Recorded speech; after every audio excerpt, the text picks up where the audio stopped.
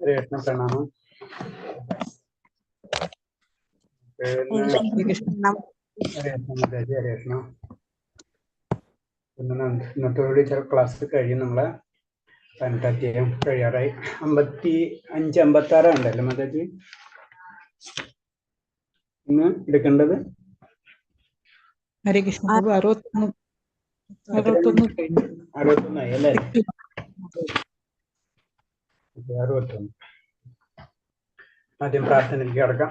ഓം നമോ ഭഗവതേ വാസുദേവായ. ഓം നമോ ഭഗവതേ വാസുദേവായ. ഓം നമോ ഭഗവതേ വാസുദേവായ. നാരായണം നമസ്കൃത്യം നരം ചൈവ നരോത്തമം ദേവീം സരസ്വതിം വ്യാസം തതോ ജയമുദ്രേത്. നഷ്ടപ്രായേഷു ഭദ്രേഷു നിത്യം ഭാഗവത സേവയാ. ഭാഗവതേ ഉത്തമ ശ്ലോകേ ഭക്തിർഭവതി നഷ്ടകേ. മൂകം കരോതി വാചാലം പങ്കും ലംഘയതേ ഗിരി. യത്കൃപതമഹം വന്ദേ പരമാനന്ദമാധവം.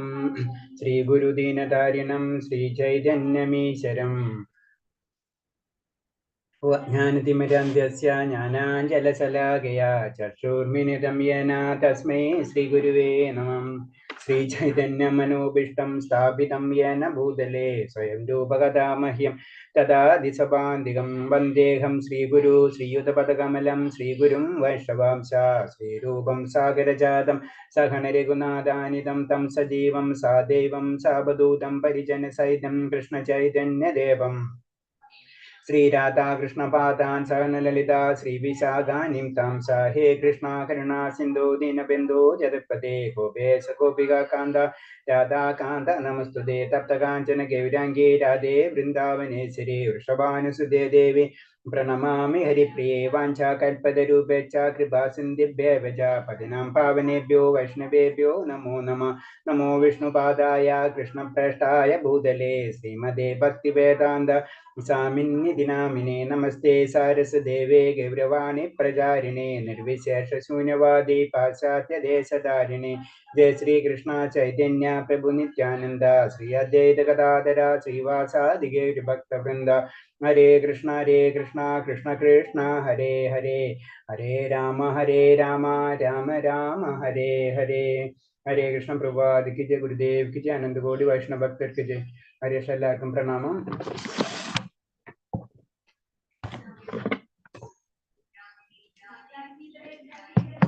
61 അല്ലേ മാതാജി? 61 അല്ലേ പറഞ്ഞത്? അതെ പ്രഭു. ഹരേ കൃഷ്ണ. ഹരേ കൃഷ്ണ.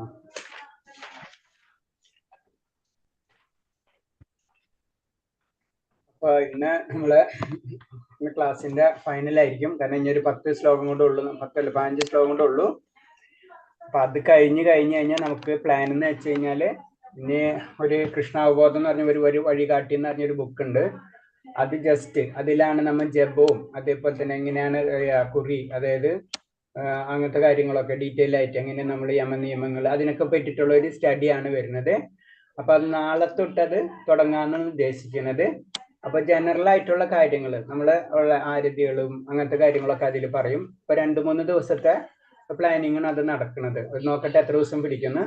അപ്പൊ പിന്നത്തോട് ക്ലാസ് കഴിയും. അപ്പൊ ക്ലാസ് കഴിയുമ്പോൾ എല്ലാവരും ഒന്ന് വീഡിയോ ഓൺ ചെയ്യുക. കാരണം എന്ന് വെച്ച് കഴിഞ്ഞാൽ നമ്മളെ ക്ലാസ് കഴിയാണ്. ഞാൻ പലപ്പോഴും പറഞ്ഞിട്ടുണ്ടായിരുന്നു വീഡിയോ ഓൺ ചെയ്ത് വെക്കണമെന്ന്. അപ്പൊ ക്ലാസ് കഴിയണം. അപ്പൊ എല്ലാവരും അവരെ എന്താ പറയാ അവർക്കുണ്ടായ അനുഭവങ്ങളും കാര്യങ്ങളൊക്കെ ഒന്ന് പറയണം. അപ്പൊ ഇന്നെങ്കിലും എല്ലാവരും ഒന്ന് വീഡിയോ ഓൺ ചെയ്യാം. ഹരേ കൃഷ്ണ. കാരണം ഇനി തൊട്ട് വീഡിയോ ഓൺ ചെയ്തിരിക്കണം. കാരണം അടുത്ത ക്ലാസ് തൊട്ട്, കാരണം ലെവൽ 2 കഴിയണം. അതേവരെ നമ്മൾ സ്ട്രിക്റ്റ് ആക്കില്ല. ലെവൽ 2 കഴിഞ്ഞ് കഴിഞ്ഞാൽ വീഡിയോ ഓൺ ചെയ്യാൻ വേണം, നമ്മൾ അഭിപ്രായങ്ങൾ രേഖപ്പെടുത്താൻ വേണം. ഹരേ കൃഷ്ണ. അപ്പൊ ഇന്ന് ഞാൻ ലാസ്റ്റ് ആണ്. അപ്പൊ ഞാൻ തുടങ്ങാം. നമ്മൾ 61ാമത്തെ ശ്ലോകം. സന്യാസത്തിന്റെ പരിപൂർണതയാണ് ലാസ്റ്റ് ശ്ലോകം. ഈശ്വര സർവഭൂതാനാം ഹൃദയർജുന തിഷ്ഠതി ബ്രഹ്മാം സർവഭൂതാനി യന്ത്രയുരൂഢാനി മായയാ. അർജുന, പരംപുരുഷൻ എല്ലാവരുടെയും ഹൃദയത്തിൽ കുടികൊള്ളും. അഭൗതിക ശക്തി നിർമ്മിതമായ യന്ത്രത്തിൽ എന്നെ പോലെ സ്ഥിതി ചെയ്യുന്ന ജീവാത്മാക്കളെ ബ്രഹ്മനെ നിയന്ത്രിക്കുകയും ചെയ്യുന്നു. അപ്പൊ അത് പറയുന്ന വെച്ച് കഴിഞ്ഞാൽ എല്ലാവരുടെയും ഹൃദയത്തില് ഭഗവാൻ ഉണ്ട് അല്ലെ. അപ്പൊ അതേപോലെ തന്നെ ഭഗവാൻ തന്നെയാണ് എല്ലാത്തിനും കൺട്രോൾ ചെയ്യണം. അതാണ് അതിൽ പറയുന്നത്. ഇന്നലെ പറഞ്ഞ ശ്ലോകം തന്നെയായിരുന്നത്. തമേവ ശരണം ഗച്ഛ സർവഭാവന ഭാരത തത്പ്രസാദത് പരം ശാന്തി സ്ഥാനം പ്രാപ്സ്യസി ശാശ്വതം. ഹേ ഭാരത, പരംപുരുഷനെ ആ പരംപുരുഷന് ആത്മസമർപ്പണം ചെയ്തു അവിടുത്തെ പ്രസാദം കൊണ്ട് നീ പരമമായ ശാന്തി നേടും, ശാശ്വതമായ പരമപദം പ്രാപിക്കും. അപ്പൊ നമുക്കറിയാം 18ാമത്തെ അധ്യായമായപ്പോ എല്ലാതും ഭഗവാനിൽ ശരണം ചെയ്യണം. നമ്മൾ കംപ്ലീറ്റ് ആയ പരമപദം നമുക്ക് ലഭിക്കണമെങ്കിൽ ഭഗവാനിലായിട്ട് ശരിക്കും ആയ പരിപൂർണമായിട്ട് സമർപ്പണം ചെയ്യണം എന്നാണ് പറയുന്നത്. അടുത്ത ശ്ലോകം, ഇതി ജ്ഞാനമഖ്യാതം ഗുഹ്യാത് ഗുഹ്യതരം മയാ വിമസൃതശേഷേണ യഥേശ്ചിതദാഹുരു. ഇപ്രകാരം അതിരഹസ്യമായ ജ്ഞാനമാണ് ഞാൻ നിനക്ക് വിവരിച്ചു തന്നു. ഇനി സമഗ്രമായി ആലോചിച്ച ശേഷം ഹിതം എന്ന് തോന്നുന്നത് എന്തോ അത് ചെയ്യുക. ഇതാണ് ഏറ്റവും ഇമ്പോർട്ടന്റ് ആയിട്ടുള്ള കാര്യം. കാരണം ഭഗവാൻ പറയുന്നത് എല്ലാ കാര്യങ്ങളും ഞാൻ നിന്നോട് പറഞ്ഞിട്ടാണ് ഇനി നിനക്ക് ഹിതമായിട്ട്. അപ്പൊ ഒരിക്കലും ഭഗവാൻ നമ്മൾ എന്തൊരു കാര്യം അടിച്ചേൽപ്പിക്കുന്നില്ല, ഇതേ ചെയ്താൽ പാടോ, ഇങ്ങനെ ചെയ്യണം എന്നല്ല പറഞ്ഞത്. കാര്യങ്ങളെല്ലാതും പറഞ്ഞു തന്നു. ഇനി നിന്റെ ഇഷ്ടത്തിന് ചെയ്യും, നിന്റെ ഹിതം, നിനക്ക് എന്താണ് ചെയ്യാൻ തോന്നുന്നത് അതിനനുസരിച്ച് നിനക്ക് പ്രവർത്തിക്കാം. അപ്പൊ അത്രയും നമുക്ക് ആ ഫ്രീഡം തന്നിട്ടുണ്ട് അതില്. അതാണ് ശരിക്കും ഇതിന്റെ ഏറ്റവും ഭഗവാന്റെ ഏറ്റവും കരുണ എന്ന് പറഞ്ഞത്. നമുക്ക് ആ ഫ്രീഡം നമുക്ക് തന്നിട്ടുണ്ട്. അടുത്ത സർവഗുഹതമം ഭൂയ ശൃണമേ പരമം വജ ഇഷ്ടോസി മേ ദിടാമിതി തതോ വശ്യാമി തേ ഹിതം. എനിക്ക് എത്രയും പ്രിയപ്പെട്ട സുഹൃത്തായതിനാലാണ് പരമഗുഹ്യമായി ഈ ജ്ഞാനം സർവോത്തമായ ഉപദേശം നിനക്ക് നൽകുന്നു. ഇനിയും കേൾക്കൂ, നിന്റെ മേന്മയ്ക്ക് വേണ്ടിയിട്ടുള്ളതാണ്. അപ്പൊ അതാണ് പറയണത്. കാരണം എന്ന് വെച്ച് കഴിഞ്ഞാൽ ഇതെന്ന് പറഞ്ഞു കഴിഞ്ഞാൽ സാധാരണ എല്ലാവർക്കും ഭഗവാന്റെ രഹസ്യം ഭഗവാൻ എല്ലാവർക്കും പറഞ്ഞു കൊടുക്കൂല അല്ലെ. കാരണം എന്ന് വെച്ച് കഴിഞ്ഞാൽ അത് ഭക്തർക്ക് മാത്രമേ മനസ്സിലാവുള്ളൂ. അതേപോലെ തന്നെ ഭക്തർക്ക് മാത്രമേ ആ കാര്യങ്ങൾ പറഞ്ഞു കൊടുക്കുള്ളൂ ഭഗവാൻ. അതാണ് പറഞ്ഞത്, ഇനി ഞാൻ നിനക്ക് പറഞ്ഞു തരാം, ഇതല്ലാതെ നിന്റെ മേന്മയ്ക്ക് വേണ്ടിയിട്ടുള്ളതാണ് എന്ന് പറയുന്നത്. അടുത്ത ശ്ലോകം, മന്മനാഭവ ഭക്തോ മധ്യചിനഭം നമസ്കരോ മമ വൈഷ്യസി സത്യതേ പ്രതിജ്ഞാന പ്രിയോസി സിമേ. എപ്പോഴും എന്നെ ഓർക്കുക, എന്റെ ഭക്തനാവുക, എന്നെ ആരാധിക്കുകയും പ്രണമിക്കുകയും ചെയ്യുക. ഇങ്ങനെ ചെയ്തു പോന്നാൽ നിശ്ചയമായി നിനക്ക് എന്നെ പ്രാപിക്കാം. ഞാൻ നേർത്തു പറയുന്നു എന്തെന്നാൽ എനിക്ക് പ്രിയപ്പെട്ടവനാണ് എനിക്ക് പ്രിയപ്പെട്ടവനാണ് നീ. അപ്പൊ ഇതിൽ പറയണെന്ന് വെച്ച് കഴിഞ്ഞാല്, കാരണം എന്ന് വെച്ചാൽ ഭഗവാനെ പ്രാപിക്കണമെങ്കിൽ എപ്പോഴും ഭഗവാനെ നമ്മൾ ഓർമ്മിപ്പിക്കണം, ഭഗവാന്റെ ഭക്തനാകണം, എപ്പോഴും ഭഗവാൻ ആരാധിക്കുകയും പ്രണമിക്കുകയും നമ്മൾ ചെയ്യണം. ഇതാണ് ഒരു ഭക്തന്റെ ഡ്യൂട്ടി. നമ്മൾ അതിലേക്ക് പോകണമെന്ന് വെച്ചാൽ ഇങ്ങനത്തെ കാര്യങ്ങള് തീർച്ചയായിട്ടും നമ്മൾ ചെയ്തേ പറ്റൂ. കാരണം എന്ന് വെച്ചാൽ ഭഗവാൻ എന്ന് പറയുമ്പോൾ ആദ്യം നമുക്കറിയാം പല രൂപങ്ങളുണ്ട്. വിഷ്ണു രൂപമുണ്ട്, നാരായണ രൂപമുണ്ട്, ശ്രീരാമൻ, വാമൻ, വരാഹം, ഇങ്ങനെ അനവധി രൂപങ്ങളുണ്ട് അല്ലെ. അപ്പൊ ഏത് രൂപത്തിലാണെങ്കിലും ആദ്യമത്തെ നമുക്ക് പെട്ടെന്ന് ഭഗവാന്റെ മറ്റുള്ള ശ്യാമസുന്ദര രൂപം കിട്ടിയില്ലെങ്കിൽ, നമുക്ക് അതിനോട് ആകർഷണം ഇല്ലെങ്കിലും മറ്റുള്ള ഭഗവാന്റെ തന്നെ വിഷ്ണു തത്വങ്ങളില് നമ്മൾ കാര്യങ്ങൾ ചെയ്തുകൊണ്ടിരിക്കണം. അങ്ങനെ നമ്മൾ പതുക്കെ പതുക്കെ ഭഗവാന്റെ ദിവ്യ രൂപത്തിലേക്ക് ഭക്തി കേന്ദ്രീകരിക്കാൻ കഴിയും.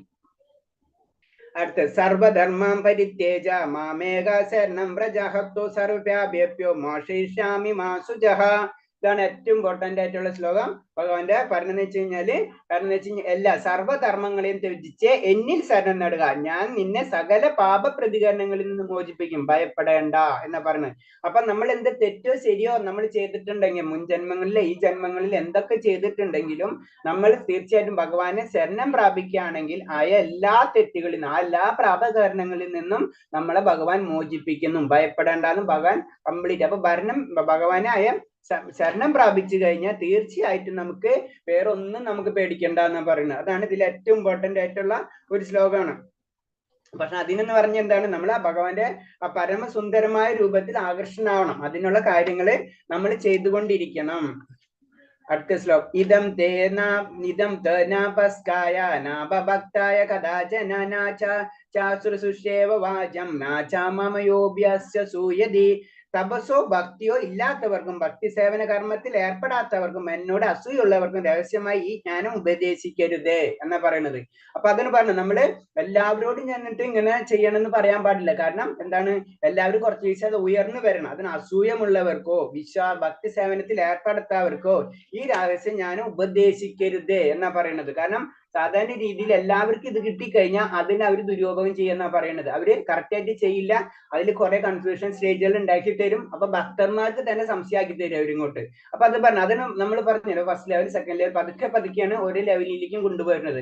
നമ്മൾ അതൊന്ന് പറഞ്ഞാൽ എല്ലാവരും ജപിച്ച് അങ്ങനെ അടുത്ത ലെവലിലേക്ക് വരുമ്പോഴാണ് കുറച്ചെങ്കിലും കാര്യങ്ങൾ മനസ്സിലാവും. അപ്പൊ എന്താണ്, കുറെ ആൾക്കാരിൽ നിന്ന് ഡ്രോപ്പായി പോകും അല്ലെ. കുറച്ചിങ്ങനെ പതുക്കെ അതിൽ വിശ്വാസവും ഭഗവാനുള്ള വിശ്വാസവും അത് കൂടുന്ന ആൾക്കാർ മാത്രമേ അതിൽ നിലനിൽക്കുള്ളൂ. ബാക്കിയുള്ള പോയി പതുക്കെ പോ. അപ്പൊ എല്ലാ കാര്യങ്ങളും ആദ്യമേ തന്നെ പറഞ്ഞു കൊടുക്കില്ലാരും. കാരണം എന്ന് വെച്ച് കഴിഞ്ഞാൽ അവരെ പതുക്കെ പതുക്കെ ഉയർത്തി കൊണ്ടുവന്നതിന് ശേഷമാണ്. ആചാര്യന്മാരും അങ്ങനെ തന്നെയാണ്. അപ്പൊ നമ്മളോട് പറയുന്നത് എല്ലാവരും അങ്ങനെ തന്നെയാണ് ചെയ്യുക. കാരണം എന്ന് വെച്ചാൽ പതുക്കെ പതുക്കെ നമ്മൾ ഉയർത്താൻ പറ്റുള്ളൂ അല്ലെ. നമുക്കറിയാം ഒരാൾ ജിം എടുക്കുന്ന സമയത്ത് ആൾക്ക് ഒരു 50 കിലോ ഒന്നിച്ചെടുത്ത് കൊടുക്കൂല അല്ലെ. ഒരു 5 കിലോ ആദ്യം ചെയ്യിപ്പിക്കും, 10 കിലോ ചെയ്യിപ്പിക്കും, അങ്ങനെയാണ് പതുക്കെ ഉയർത്താൻ അല്ലെ. എന്ന് പറഞ്ഞ പോലെ ആത്മീയതയിലാണെങ്കിൽ നമുക്ക് ഒറ്റയടിക്ക് ഒരു കാര്യം ചെയ്യാൻ പറ്റില്ല. പതുക്കെ പതുക്കെയാണ് ഉയർത്തി കൊടുക്കുക. അപ്പൊ അതാണ് അതിൽ പറയുന്നത്. ഒറ്റയടിക്ക് അല്ലെങ്കിൽ അതുകൊണ്ട് ഒരു കാര്യമില്ല, അത് നെഗറ്റീവ് ആയിട്ടുള്ള കാര്യങ്ങളിലേക്കൊക്കെ അത് ഉപയോഗിക്കാൻ സാധ്യതയുണ്ട്. അപ്പൊ വളരെയധികം ശ്രദ്ധിക്കണം നമ്മൾ കാര്യങ്ങൾ പറഞ്ഞു കൊടുക്കുമ്പോഴും. യാ ഇദം പരമഗുഹ്യം മദ്ഭക്തേഷ വിദാസ്യതി ഭക്തിമയം പരം കൃത്ത മാമവൈഷ്യത സംശയം. പരമരഹസ്യം ഈ ജ്ഞാനത്തെ എന്റെ ഭക്തന്മാർക്ക് ഉപദേശിക്കുന്നവനെ ശുദ്ധ ഭക്തിയുടെ സേവനം സുനിശ്ചിതമാണ്. അവസാനം അയാൾ എന്നിലേക്ക് തിരിച്ചെത്തും. അതാണ് നമ്മൾ പറയുന്നത്. നമുക്കൊണ്ടാവുന്ന കാര്യങ്ങൾ നമ്മൾ മറ്റുള്ളവർക്ക് പറഞ്ഞു കൊടുക്കുക. അത് നമ്മളെ ഡ്യൂട്ടി ആയിട്ട് എടുക്കാം. അതിനായ ഞാൻ എന്റെ ഭക്തന്മാർക്ക് ഉപദേശിക്കുന്ന ശുദ്ധമായ ഭക്തി സേവനം. അപ്പൊ നമ്മൾ ചെയ്യുന്നതോറും നമ്മൾ മറ്റുള്ളവരിലേക്കും ഭഗവാന്റെ കാര്യങ്ങൾ പറഞ്ഞു കൊടുക്കുന്നതോറും നമ്മളും അറിയാണ്ട് തന്നെ ആത്മീയമായിട്ട് പുരോഗമിക്കുകയാണ് ചെയ്യുന്നത്. അതാണ് നമ്മൾ ചെയ്യണമെന്ന് പറഞ്ഞത്. അതാണ് നമ്മൾ എല്ലാവരും കേട്ടിരുന്നാൽ പോരാ, നമ്മളെല്ലാവരും മറ്റുള്ളവർക്ക് പറഞ്ഞു കൊടുക്കേണ്ട ലെവലിലേക്ക് നമ്മൾ ഉയർന്നുകൊണ്ടിരിക്കണം. എത്ര നമ്മൾ പറഞ്ഞു കൊടുക്കണോ അത്ര നമ്മൾ ഭക്തിയിലും പതുക്കെ പതുക്കെ ഉയർന്നുകൊണ്ടിരിക്കും. അതാണ് പറയണത്. അടുത്തത് നാച്ചാ തസ്മാൻ മനുഷ്യേഷു കശ്ചിന്മേ പ്രിയ കൃത്തമാ ഭവിതനചമേ തസ്മാദാ അന്യ പ്രിയതരോ ഭുവി.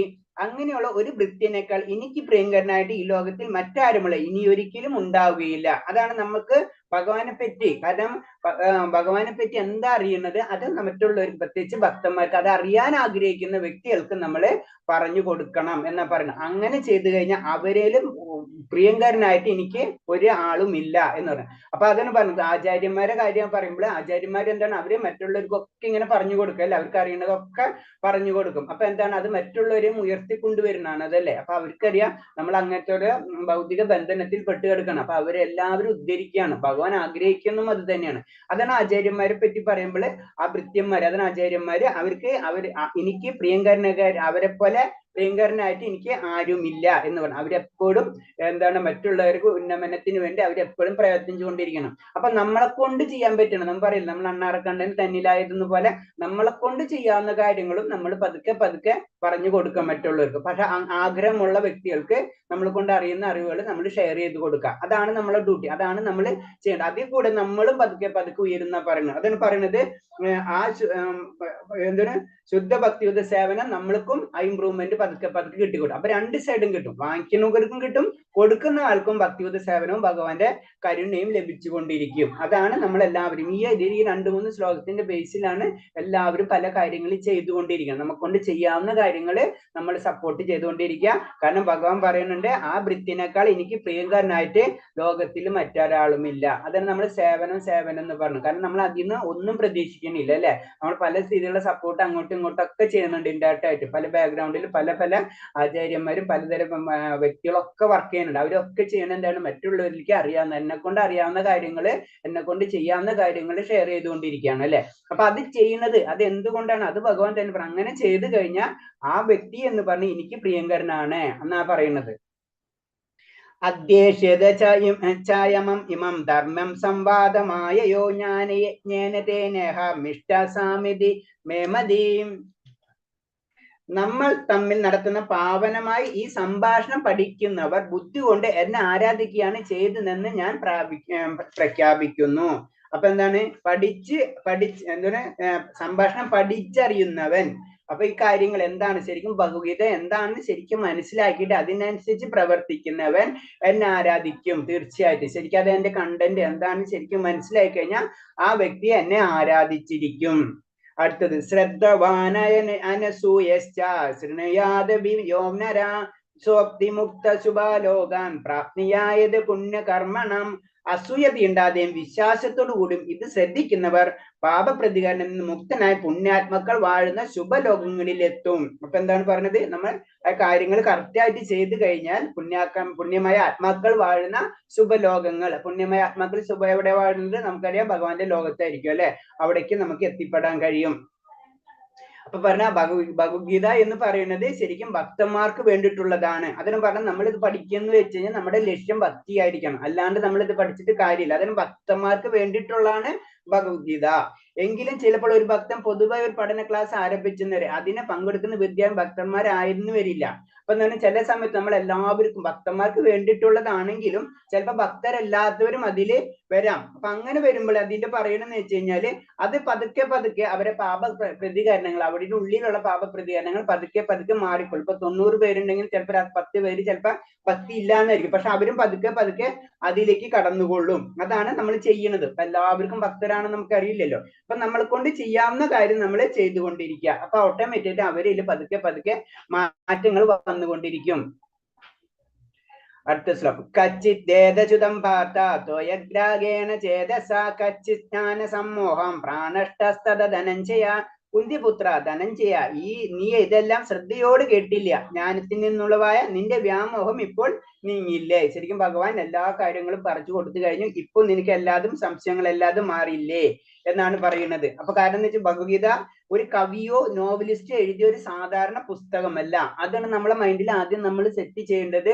ഇതൊരു സാധാരണ പുസ്തകം, നോവലല്ല.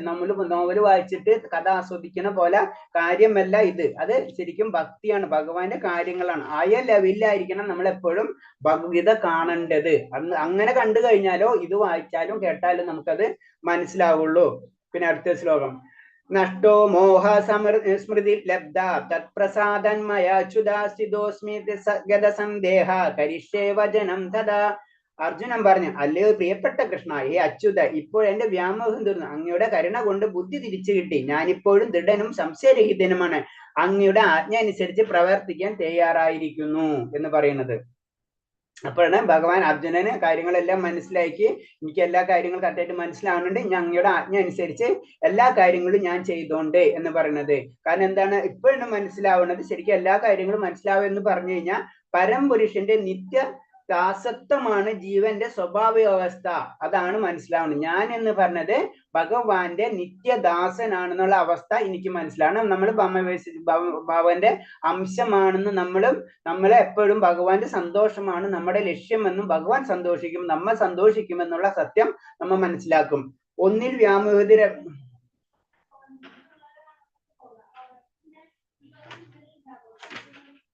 അടുത്ത ശ്ലോകം. ഇദ്യഹം വാസുദേവസ്യ സഞ്ജവാച ഇദ്യഹം വാസുദേവസ്യ പാർത്ഥസ്യ ച മഹാത്മനാ സംവാദമിമ ശ്രൗഷമം അദ്ഭുതം രോമഹർഷണം. സഞ്ജയൻ പറഞ്ഞു, ഇപ്രകാരം മഹാത്മാവുടെ കൃഷ്ണാർജുനന്മാർ തമ്മിൽ നടന്ന ഈ സംഭാഷണം ഞാൻ കേട്ടു. അത്ഭുതകരമായ ആ സന്ദേശം ഞാൻ കോൾമയിൽ കൊള്ളിക്കുന്നു. അപ്പൊ ഇത് ശരിക്കും ഇതൊക്കെ നടക്കുന്നത് അർജുനനും ഓട്ടോമാറ്റിക്കായിട്ട് ഭഗവാനും തമ്മിലുള്ള സംസാരങ്ങൾ മുഴുവനും സഞ്ജയനും കേൾക്കുന്നുണ്ട് അല്ലെ. സഞ്ജയൻ അത് കാണാനുള്ള കഴിവ് സഞ്ജയനുണ്ട്. അതാണ് സഞ്ജയൻ. അപ്പൊ അത് കേട്ടിട്ട് അതിന് പറഞ്ഞ കേട്ടിട്ട് രോമാഞ്ചം കൊള്ളുന്ന പറയുന്നത് ശരിക്കും. അതാണ് സഞ്ജയനന്റെ ആ ഒരു ശ്ലോകമാണ് അതിൽ പറയുന്നത്. അപ്പൊ എന്താണ്, കൃഷ്ണനെ ശരിക്കും മനസ്സിലാക്കാൻ വേണ്ടി അർജുനന്റെ കാൽപ്പാടുകൾ പിന്തുടരാമെങ്കിൽ നമുക്ക് സന്തുഷ്ടമായ ജീവിത വിജയം സുനിശ്ചിതം. അപ്പൊ എന്താണ്, അർജുനന്റെ പാതയാണ് നമ്മൾ അതാണ് അർജുനനെ ശരിക്കും ഒരു നിമിത്തമാക്കി എടുക്കുകയാണ് ഭഗവാൻ നമുക്ക് വേണ്ടിയിട്ട്. അതിന് അർജുനന്റെ പാത നമ്മൾ പിന്തുടരണം എന്ന് പറയുന്നത്. വ്യാസപ്രസാദജിതേദഗുഹ്യമഹംഭരം യോഗം യോഗേശ്വര കൃഷ്ണ സാക്ഷാത്കാത് കഥയദാശയം. യോഗേശ്വരനായ കൃഷ്ണൻ തന്നെ അർജുനൻ പരമരഹസ്യമായി ഈ യോഗം ഉപദേശിച്ച് വ്യാസാനുഗ്രഹത്താൽ എനിക്ക് നേരിട്ട് കേൾക്കാനിടയാവുന്നു. അപ്പൊ എന്താണ്, വ്യാസദേവനാണ് സഞ്ജയന് ഇങ്ങനത്തെ കാര്യങ്ങളായ ദിവ്യമായ ചക്ഷുസ് കൊടുത്തതല്ലേ. അപ്പൊ ദിവ്യമായ ചക്ഷുസ് കൊടുത്തത് കാരണം കൊണ്ടാണ് അർജുനനും അതുപോലെ തന്നെ ഭഗവാനും കൂടിയിട്ടുള്ള രഹസ്യം, പരമമായ രഹസ്യം സഞ്ജയനും കേൾക്കാൻ കഴിഞ്ഞത് എന്ന് പറയുന്നത്.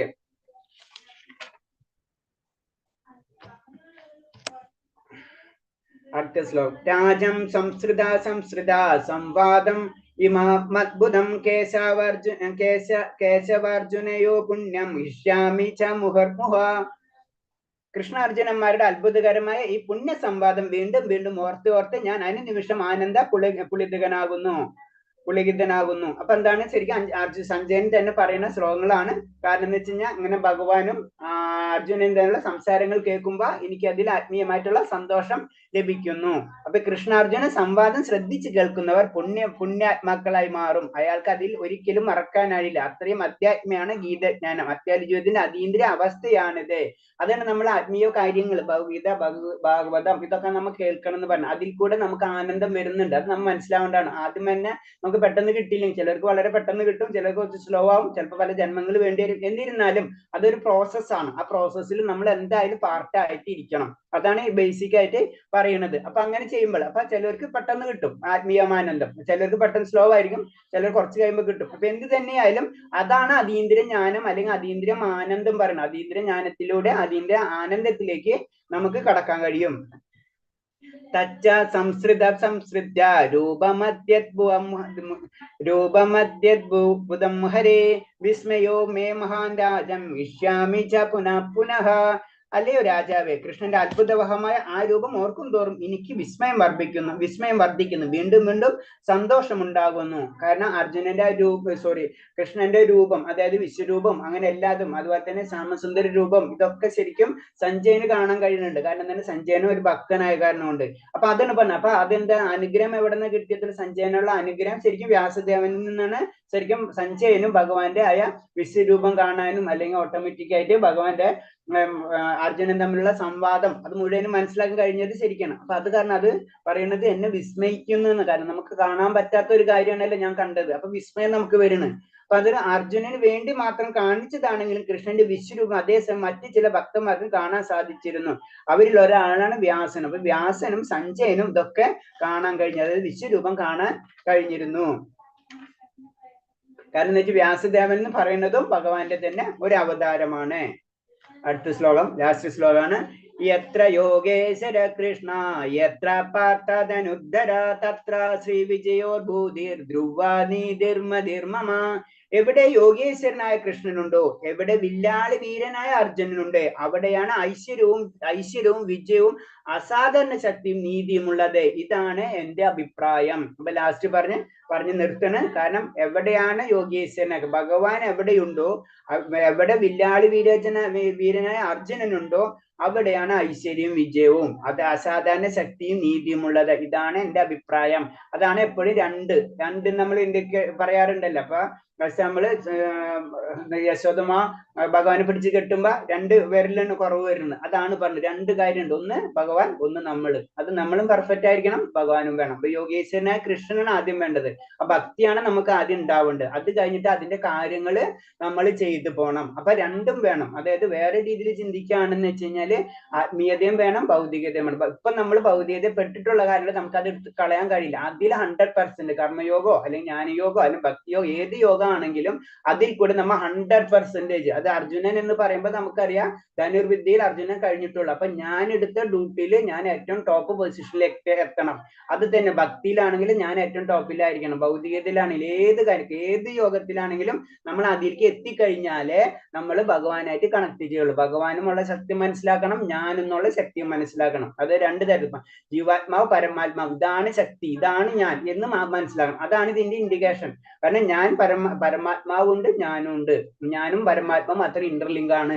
ആ സത്യം നമ്മൾ മനസ്സിലാക്കണം. അതാണ് ഈ ശ്ലോകത്തിന്റെ ലാസ്റ്റ് നമുക്ക് മനസ്സിലാക്കേണ്ട രീതിയിൽ പറയണമെന്ന് വെച്ച് കഴിഞ്ഞാല്.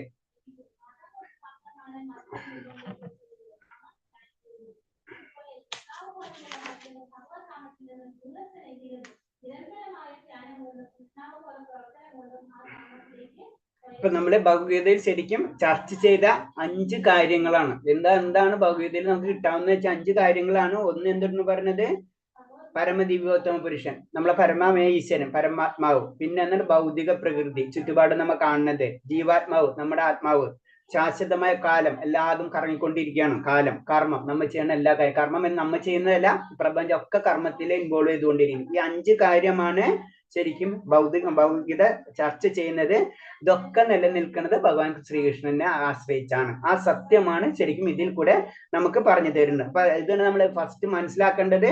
പരമദിവ്യോത്തമ പുരുഷൻ, ഭൗതിക പ്രകൃതി, ജീവാത്മാവ്, ശാശ്വതമായ കാലം, കർമ്മം എന്നിവ, ഈ 5ഉം ഭഗവാൻ കൃഷ്ണനെ ആശ്രയിച്ചാണ് നിലനിൽക്കുന്നത്. അതാണ് ഭഗവത്ഗീതയിൽ ചർച്ച ചെയ്യുന്നത്. കാരണം എന്ന് വെച്ചാൽ നമുക്ക് ഒറ്റ നോട്ടത്തിൽ ഭഗവാനും ജീവാത്മാവും ഭൗതിക പ്രകൃതിയും കാലമെല്ലാം വ്യത്യസ്തമായി തോന്നുമെങ്കിൽ യഥാർത്ഥത്തിൽ ഭഗവാനിൽ നിന്ന് ഭിന്നമായി യാതൊന്നുമില്ല. നമ്മൾ നോട്ടം നോക്കുമ്പോൾ ഞാനും പരമതൊക്കെ വ്യത്യാസമായിട്ട് തോന്നും. പക്ഷെ ഇതെന്താണ്? ഇതെല്ലാതും ഒന്ന് തന്നെയാണ്. എല്ലാതും ഭഗവാന്റെ തന്നെ അംശങ്ങളാണിത്, ഭഗവാന്റെ തന്നെ ശക്തി വിശേഷങ്ങളാണിത്. അതാണ് പറഞ്ഞത്. എന്നാൽ അവിടെ നിന്ന് മറ്റൊന്നിന്നും വ്യത്യസ്തനുമാണ്. അജന്യ ഭേദ തത്വം എന്ന് ശ്രീചന്യ മഹാപ്രഭുവിന്റെ സിദ്ധാന്തം. ഇതാണ് ഇതിലെ ഏറ്റവും ഇമ്പോർട്ടന്റ് പറയുന്നത്. അത് ചൈതന്യ മഹാപ്രഭു പറയുന്ന ആ പോയിന്റ് ഇതാണ്.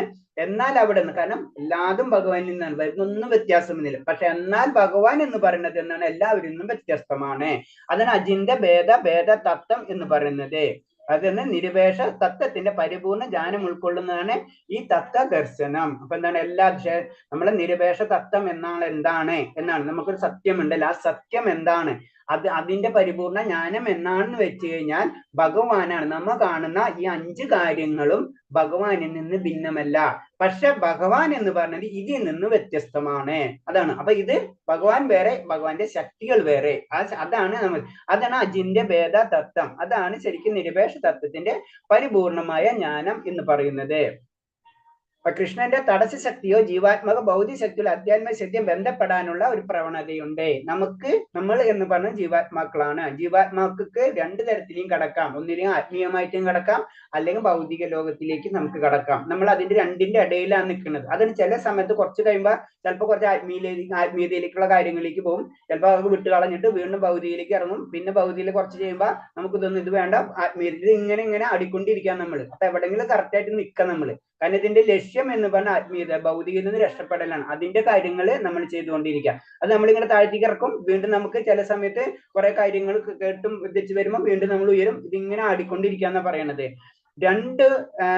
രണ്ട് തരം ഭഗവത് ശക്തികൾക്ക് മധ്യത്തിലാണ് ജീവാത്മാവിന്റെ നിലയെന്നും ഉത്തമ ശക്തി ഉള്ളതിനാൽ അതിന് നല്ലൊരു സ്വാതന്ത്ര്യം ഉണ്ടെന്ന് പറയാം. അപ്പൊ നമുക്ക് അതിനുള്ള സ്വാതന്ത്ര്യമുണ്ട്. നമുക്ക് അങ്ങോട്ട് വേണമെങ്കിലും കടക്കാം, ഇങ്ങോട്ട് വേണമെങ്കിലും കടക്കാനുള്ള സ്വാതന്ത്ര്യം നമുക്കുണ്ട്. ഈ സ്വാതന്ത്ര്യത്തെ വേണ്ടവണ്ണം ഉപയോഗിച്ചാൽ ജീവാത്മാവിന് കൃഷ്ണന്റെ ആജ്ഞാർത്ഥനായി തീരാം. അതായത് നമുക്കൊരു പവർ ഉണ്ട്. ആ സത്യം നമ്മൾ മനസ്സിൽ, നമുക്ക് വേണ്ടാന്ന് വെച്ചാൽ വേണ്ട, വേണമെന്ന് വെച്ചാൽ വേണം. അങ്ങനത്തെ ഒരു പവർ നമ്മളിക്കലുണ്ട്.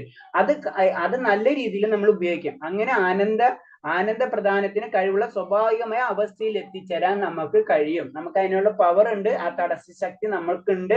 അപ്പൊ അത് നമുക്ക് എങ്ങോട്ട് വേണമെങ്കിലും ഉപയോഗിക്കാനുള്ള കഴിവുണ്ട്. അപ്പൊ നമ്മൾ അതിനനുസരിച്ച് പ്രവർത്തിച്ചു കഴിഞ്ഞാൽ തീർച്ചയായിട്ടും നമുക്ക് എന്താണ്?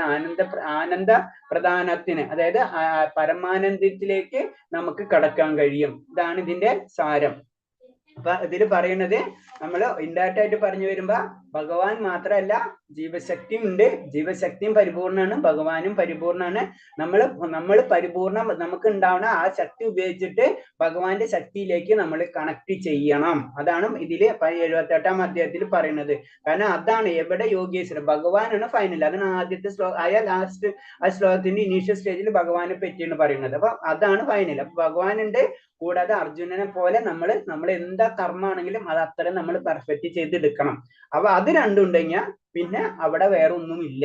അത് ഫൈനലായി കഴിഞ്ഞാൽ സത്യം അവിടെ ക്ലിയർ ആയി കഴിഞ്ഞു എന്ന് പറഞ്ഞു. പിന്നെ 5 കാര്യങ്ങളാണ്. 5 കാര്യങ്ങളും ഭഗവാൻ, അതായത് പരമപുരുഷൻ, ഭൗതിക പ്രകൃതി, ജീവാത്മാവ്, ശാശ്വതമായ കാലം, കർമ്മം.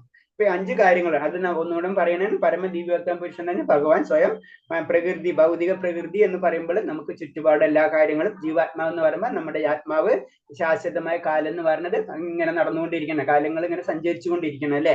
കർമ്മം എന്ന് വെച്ചാൽ ഇതിനൊക്കെ ഒരേ കാര്യങ്ങൾ അങ്ങോട്ടും ഇങ്ങോട്ടും ഒക്കെ നടന്നുകൊണ്ടിരിക്കും. സൂര്യൻ ഉദിക്കുന്നു, സൂര്യൻ അസ്തമിക്കുന്നു, അതേപോലെ തന്നെ പ്രകൃതി വരുന്നു, മരങ്ങൾ വരുന്നു, നമ്മൾ വരുന്നു, ജനിക്കുന്നു, മരിക്കുന്നു, കാലങ്ങൾ ഇങ്ങനെ കറങ്ങിക്കൊണ്ടിരിക്കണം അല്ലെ. അപ്പൊ പലതരം കർമ്മങ്ങളും ഓരോരുത്തരും ഇങ്ങനെ ചെയ്തുകൊണ്ടിരിക്കണം. അത് ഈ പ്രപഞ്ചം മുഴുവനും കർമ്മത്തിൽ ഏർപ്പെട്ടുകൊണ്ടിരിക്കുക എന്നാ പറയുന്നത്. അപ്പൊ ഇതെല്ലാതും ഭഗവാനെ ആശ്രയിച്ചാണ് നിലനിൽക്കുന്നത്.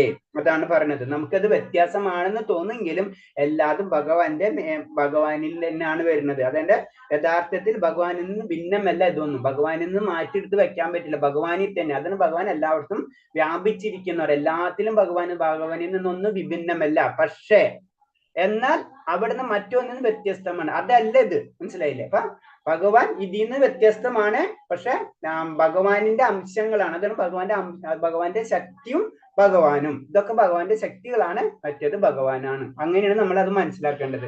അപ്പൊ അതിനാണ് പറയുന്നത് അജന്യ ഭേദ തത്വം എന്ന് പറയുന്നത്. അതാണ് ചൈതന്യ മഹാപ്രഭു ആവിഷ്കരിച്ച സിദ്ധാന്തം.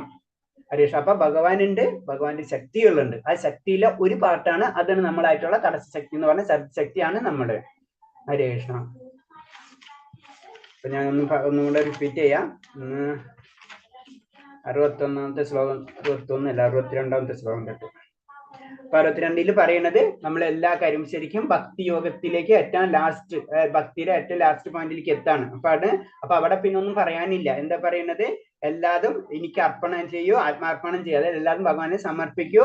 അവിടുത്തെ പ്രസാദം കൊണ്ട് നീ അതായത് ഭഗവാന്റെ പ്രസാദം കൊണ്ട് നിനക്ക് പരമമായ ശാന്തി കിട്ടും, ഭഗവാനിന്റെ കംപ്ലീറ്റ് സമർപ്പിച്ചു കഴിഞ്ഞു കഴിഞ്ഞാൽ. പിന്നെ എപ്പോഴും എന്നെ ഓർക്കുക, അതാണ് മന്മന ഭക്ത മധ്യച്ഛനുമ നമസ്കാരം മമ വൈശ്വസി സത്യമേ പ്രതിജ്ഞാന പ്രിയോസിമേ. എപ്പോഴും എന്നെ ഓർക്കുക, അതാണ് നമ്മളെ മൈൻഡിൽ. അതിരിക്കാണ് നമ്മുടെ യാത്ര, നമ്മൾ അതിനു വേണ്ടി ട്രൈ ചെയ്യുന്നത്. എപ്പോഴും എന്നെ ഓർക്കുക, എന്റെ ഭക്തനാകുക, എന്നെ ആരാധിക്കുകയും പ്രണമിക്കുകയും ചെയ്യുക. ഇതാണ് നമ്മൾ ചെയ്യേണ്ടത്. ഇങ്ങനെ ചെയ്തു പോന്നാൽ നിശ്ചയമായി നിനക്ക് എന്നെ പ്രാപിക്കും. ഇങ്ങനെ ചെയ്തു പോന്നാൽ കൺഫേം പറയുന്നത്, നമുക്ക് പല വിട്ടുവീഴ്ചകൾ ഉണ്ടായാലും പതുക്കെ നമ്മളെ അതിലേക്ക് എത്തും. ഞാൻ തീർത്തു പറയുന്നു, എന്തെല്ലാം എനിക്ക് പ്രിയപ്പെട്ടവനാണ് നീ. കാരണം നമ്മളെല്ലാ ജീവജാലങ്ങൾ, ഞാൻ എല്ലാവരും ഭഗവാന് പ്രിയപ്പെട്ടവനാണ്. അപ്പൊ നമുക്കൊണ്ട് ചെയ്യാവുന്ന കാര്യങ്ങൾ കുറച്ച് ചെയ്ത് കഴിഞ്ഞാൽ ഭഗവാൻ ബാക്കിയുള്ള സപ്പോർട്ട് നമുക്ക് ചെയ്തു തരും. കാരണം എല്ലാവരെയും ഭഗവാൻ ഇഷ്ടമാണ്. അല്ലാണ്ട് അവനിഷ്ടം എനിക്കിഷ്ടമല്ല എന്ന് എല്ലാവരും ഇഷ്ടം. നമുക്കൊണ്ട് ചെയ്യാവുന്ന കാര്യങ്ങൾ തീർച്ചയായിട്ടും നമ്മൾ ചെയ്തുകൊണ്ടിരിക്കണം. അപ്പൊ നമ്മൾ ലാസ്റ്റ് പറഞ്ഞ സർവധർമ്മം പരിത്യാജ, എല്ലാതും നമ്മൾ ത്യജിക്കേണ്ട ഒരു അവസ്ഥയിലേക്ക് ഭഗവാനല്ലാതെ വേറൊന്നുമില്ല, ആ സത്യമാണ് എനിക്ക് വേണ്ടെന്നുള്ള രീതിയിൽ നമ്മൾ ശരിക്കും ആത്മസമർപ്പണം ചെയ്യുക. അങ്ങനെ ചെയ്തു കഴിഞ്ഞാൽ നമുക്ക് ഉണ്ടാവാവുന്ന അല്ലെങ്കിൽ ഇപ്പോൾ നിലനിൽക്കുന്ന എല്ലാ പാപ പ്രതികരണങ്ങളിൽ നിന്നും നമുക്ക് മോക്ഷം നേടാൻ കഴിയും എന്ന് ഭഗവാൻ ഉറപ്പിച്ച് പറയുകയാണ് ചെയ്യുന്നത്. അതാണ് ഭയപ്പെടേണ്ട എന്ന് പറയുന്നത്. പിന്നെ പറയുന്നത് തപസ്സോ ഭക്തി ഇല്ലാത്തവർക്ക് നമ്മൾ ഇങ്ങനത്തെ അതായത് അത് ആചാര്യന്മാരുടെ ലെവലിൽ ചിന്തിച്ചാൽ മതി. അവരിങ്ങനത്തെ ജ്ഞാനങ്ങൾ ഉപദേശിച്ച് കൊടുക്കരുത്. കാരണം അത് അവർക്ക് പറയില്ല, പാമ്പിന് ഇത് കിട്ടി ഇത് കൊടുത്തു കഴിഞ്ഞാൽ വിഷം കൂടുന്ന് പറയുന്ന പോലെ തന്നെയാണ്. അതുകൊണ്ട് ഒരു കാര്യമില്ല. അപ്പൊ അത് ശ്രദ്ധിക്കണം എന്നാണ് ഇൻഡയറക്റ്റ് ആയിട്ടുള്ള ഒരു സൂചനയാണത്. പിന്നെ പറഞ്ഞത് പിന്നെ ഭക്തി നമുക്ക് ആചാര്യന്മാരെ അവർക്ക് കൂടിയിട്ടുള്ള ഒരു ഡയറക്ഷൻസ് ആണ്. കാരണം എന്ന് വെച്ച് കഴിഞ്ഞാൽ ഈ ജ്ഞാനം എന്താണ് ഭക്തന്മാർക്ക് ഭക്തി അറിയാൻ ആഗ്രഹമുള്ളവർക്ക് ഇത് നമ്മൾ പകർന്നു കൊടുക്കണം എന്നാ പറയുന്നത്. അങ്ങനെ കൊടുത്തു കഴിഞ്ഞാൽ ആ വ്യക്തിനെ എനിക്ക് വളരെ പ്രിയങ്കരനാണ്, ആ വ്യക്തിനെ എനിക്ക് വളരെ ഇഷ്ടമാണ് എന്നാ പറയുന്നത്. അതുപോലെ അങ്ങനെ ചെയ്തു കഴിഞ്ഞാൽ ആ വ്യക്തി പാപപ്രതികരണങ്ങളിൽ മുക്തനായി പുണ്യാത്മാക്കൾ വാഴുന്ന, അതായത് ഭഗവാന്റെ ലോകത്തിലേക്ക് തന്നെ തിരിച്ചു പോകാൻ കഴിയും.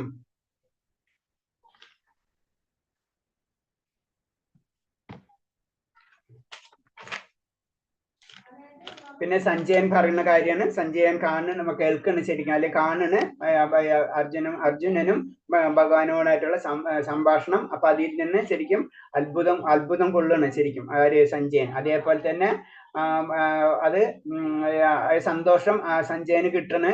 പിന്നെ അനുഗ്രഹം കിട്ടിയതെന്ന് വെച്ച് കഴിഞ്ഞാൽ വ്യാസദേവന്റെ ശിഷ്യനായ കാരണം കൊണ്ടാണ്. കാരണം അത് വ്യാസദേവൻ അങ്ങനത്തെ ശക്തിയുള്ള കാരണം കൊണ്ട് വ്യാസദേവൻ അത് പറഞ്ഞു കൊടുക്കാണ് ഈ കാര്യങ്ങൾ മനസ്സിലാക്കാൻ വേണ്ടി സഞ്ജയന്. പിന്നെ അടുത്തത് പറയണത്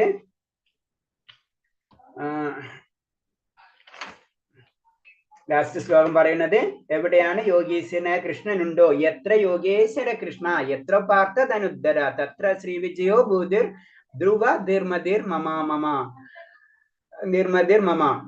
ഈ എവിടെ യോഗീശ്വരനായ കൃഷ്ണനുണ്ട്, എവിടെ വെല്ലുവിളി വീരനായ അർജുനുണ്ട്, അവിടെയാണ് ഐശ്വര്യവും വിജയവും അസാധാരണ ശക്തിയും നീതിയുമുള്ളത്. ഇതാണ് എന്റെ അഭിപ്രായം. അതാണ് ഞാൻ പറഞ്ഞത്. കാരണം പരമാത്മാവ് ജീവാത്മാവ് ഈ രണ്ടും കൂടി ഉണ്ടാവണം. ഈ രണ്ടും എന്താണെന്ന് നമുക്ക് മനസ്സിലാവണം. അവിടെയാണ് ശരിക്കും നമുക്കുള്ള ഐശ്വര്യം അല്ലെങ്കിൽ വിജയം. അതിലേക്കാണ് നമ്മൾ കാര്യങ്ങൾ ചെയ്യേണ്ടത്. അല്ലെങ്കിൽ നമ്മൾ 100% ജീവാത്മാവിന്റെ അവസ്ഥയിലേക്ക്, വേറെ ഒന്നുമില്ലാത്ത അത്രയും പ്യൂരിറ്റി. അതായത് ഇപ്പൊ അർജുനനെ സംബന്ധിച്ച് പറയുമ്പോൾ അർജുനൻ എന്താ പറയുന്നത്, ശരിക്കും ധനുർവിദ്യയിൽ അർജുനൻ ഉള്ളല്ലേ. അപ്പൊ എല്ലാ കാര്യങ്ങളും, എല്ലാ വിദ്യകളും പഠിച്ചു കഴിഞ്ഞ വ്യക്തിയാണ്. അതേപോലെ തന്നെ നമ്മൾ ചെയ്യുമ്പോഴും, നമ്മൾ ഏത് കാര്യത്തിൽ ഇടപെടുമ്പോഴും നമ്മൾ 100% അതിൽ 100 പെർഫെക്ഷൻ ഉണ്ട്. ഭക്തിയോഗത്തിനാണെങ്കിൽ ഭക്തിയോഗം, കർമ്മയോഗത്തിന് കർമ്മയോഗം, ഏത് യോഗത്തിൽ അതിന്റെ ഗുണമുണ്ട്. അപ്പൊ അവിടെ എന്താണ്, ഭഗവാൻ ആ യോഗം നമ്മളെപ്പോഴും മനസ്സിലുണ്ടാവണം. പിന്നെ പറഞ്ഞത് ഈ 5 കാര്യങ്ങളാണ്. അത് ഞാൻ 2-3 പ്രാവശ്യം റിപ്പീറ്റ് ചെയ്യുന്നത്. ഭഗവത്ഗീത പഠിച്ചു കഴിഞ്ഞാൽ, മനസ്സിലാക്കി കഴിഞ്ഞാൽ എന്താണ് ഭഗവത്ഗീതയിൽ പറഞ്ഞിട്ടുള്ളത് എന്ന് പറഞ്ഞു കഴിഞ്ഞാൽ, ബേസിക് ആയിട്ട് പറഞ്ഞത് പരമാത്മാവ്, മറക്കരുത്. അത് ഇതെങ്കിലും നിങ്ങൾ മൈൻഡിൽ എപ്പോഴും ഉണ്ടാവണം. പരമാത്മാവ്, ഭൗതിക പ്രകൃതി, ജീവാത്മാവ്, ശാശ്വതമായ കാലം, കർമ്മം. ഇത് ഈ 5 കാര്യങ്ങളാണ് ഇതിൽ സംസാരിക്കുന്നത്. ഭഗവത്ഗീതയിൽ മുഴുവനും പറഞ്ഞു വരുന്ന കാര്യങ്ങളാണ്. ഇതിൽ കൂടാതെ ഒന്നുമില്ല. ഇതെല്ലാതും ഭഗവാനെ കണക്ട് ചെയ്തിരിക്കും കാര്യങ്ങളാണ്. പിന്നെ ജീവാത്മാവും പരമാത്മാവും ഭൗതിക പ്രകൃതിയും കാലം ഇതൊക്കെ വ്യത്യസ്തമായിട്ട് തോന്നുമെങ്കിലും ഇത് ഭഗവാന്റെ ഭിന്നങ്ങളല്ല, ഭഗവാന്റെ തന്നെ ശക്തികളാണത്. പക്ഷെ ഭഗവാൻ ഇതിന്റെ അപ്രകാരം ഭഗവാന്റെ ശക്തികളാണ് ഇത് നമുക്ക് മനസ്സിലാക്കാം. അതാണ് അത് ഇതിന്ന് ഭിന്നമല്ല. നമുക്ക് തോന്നും ഇതൊക്കെ വെവ്വേറെയാണെന്ന്, പക്ഷെ ഒന്നും ഭിന്നമല്ല. ഇതൊക്കെ ഭഗവാന്റെ ശക്തി വിശേഷങ്ങൾ മാത്രമാണ്. അതിനാണ് അജിന്റെ ഭേദ തത്വം എന്ന് പറയുന്നത്. അപ്പൊ ഇതൊക്കെ ഇതിന്റെ ഉള്ളിൽ പാർട്ടാണ്. അപ്പൊ നമുക്കത് സത്യം മനസ്സിലായി, ഭഗവാനാണ് അല്ലേ ശരി. അപ്പൊ അതിലേക്ക് നമ്മൾ യാത്ര ചെയ്യണം. പിന്നെ നമ്മുടെ ജീവാത്മാവിന്റെ പ്രത്യേകത എന്ന് പറഞ്ഞു കഴിഞ്ഞാൽ, നമുക്ക് എങ്ങോട്ട് വേണമെങ്കിലും പോകാം. നമുക്ക് ആ ഭൗതികയിലേക്കും വീഴാം, അല്ലെങ്കിൽ ആത്മീയത്തിലേക്കും പോകാം. നമുക്ക് അതിനുള്ള ശക്തി, സ്വാതന്ത്ര്യം തന്നിട്ടുണ്ട്. ആ സ്വാതന്ത്ര്യത്തെ വളരെയധികം വിനിയോഗിച്ച് കഴിഞ്ഞ് ഏതാണ് വേണ്ടെന്ന് മനസ്സിലാക്കി പ്രവർത്തിച്ചു കഴിഞ്ഞു കഴിഞ്ഞാൽ നമുക്ക് ആനന്ദ പ്രധാനത്തിന്, അല്ലെങ്കിൽ ആത്മീയ ആനന്ദം, അല്ലെങ്കിൽ പരമാനന്ദത്തെ നമുക്ക് ലഭിക്കും. അത് നമുക്ക് തീർച്ചയായിട്ടും എത്തും എന്നാണ് പറഞ്ഞു വരുന്നത്. ഹരേ കൃഷ്ണ. ഹരേ കൃഷ്ണ ഹരേ കൃഷ്ണ കൃഷ്ണ കൃഷ്ണ ഹരേ ഹരേ, ഹരേ രാമ രാമ രാമ ഹരേ ഹരേ. ഹരേ കൃഷ്ണ. ഇപ്പൊ ഇന്നത്തെ അധ്യായം കഴിഞ്ഞു. ഇത്ര പറഞ്ഞതിൽ എന്തെങ്കിലും സംശയം ഉണ്ടെങ്കിൽ ചോദിക്കാം. ഇനി ഒരു 15 മിനിറ്റും കൂടി ഉണ്ട്.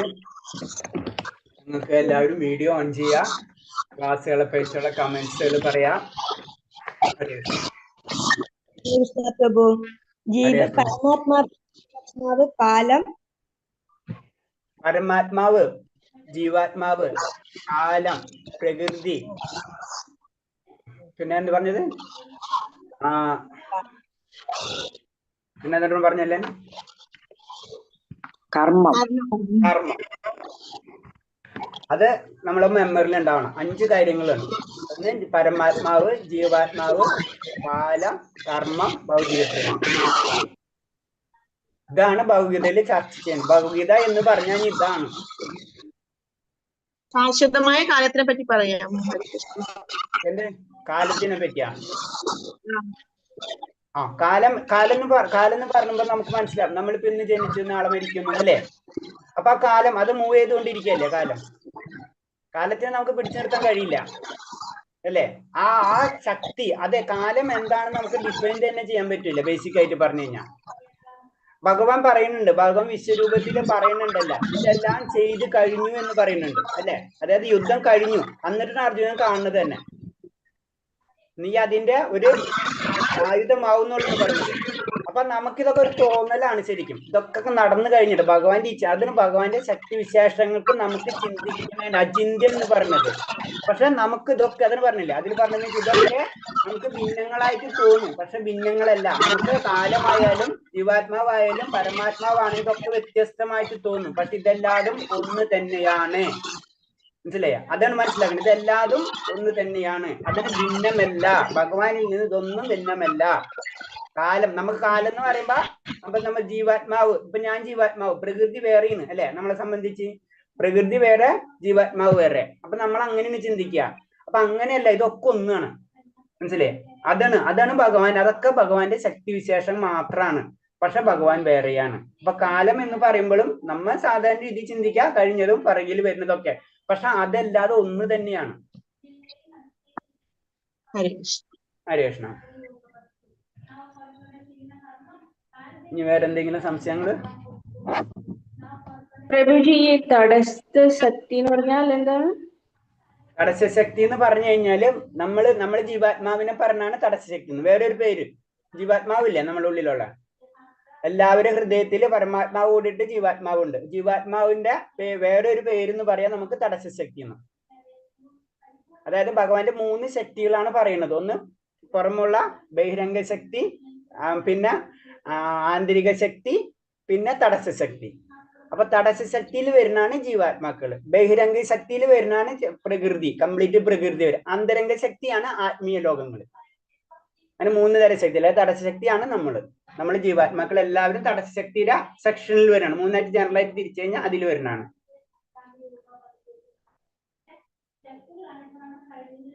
അതെ, പിന്നെ ഇത്രയും ഈ ഭഗവത പറഞ്ഞ ഇത്രയ്ക്കിൽ നിങ്ങൾക്ക് വേറെ എന്തെങ്കിലും സംശയം ഉണ്ടെങ്കിലും ചോദിക്കാം. 18 അധ്യായത്തിൽ നിങ്ങൾക്ക് പെട്ടെന്ന് എന്തെങ്കിലും മനസ്സിലാവാത്ത ഏതെങ്കിലും പോയിന്റ്സുകൾ തോന്നിയിട്ടുണ്ടെങ്കിലും ചോദിക്കാം.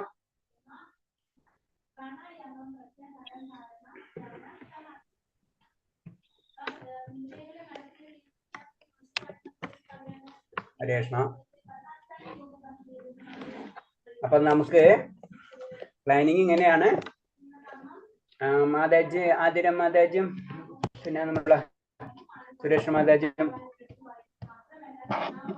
ഹരേ കൃഷ്ണ.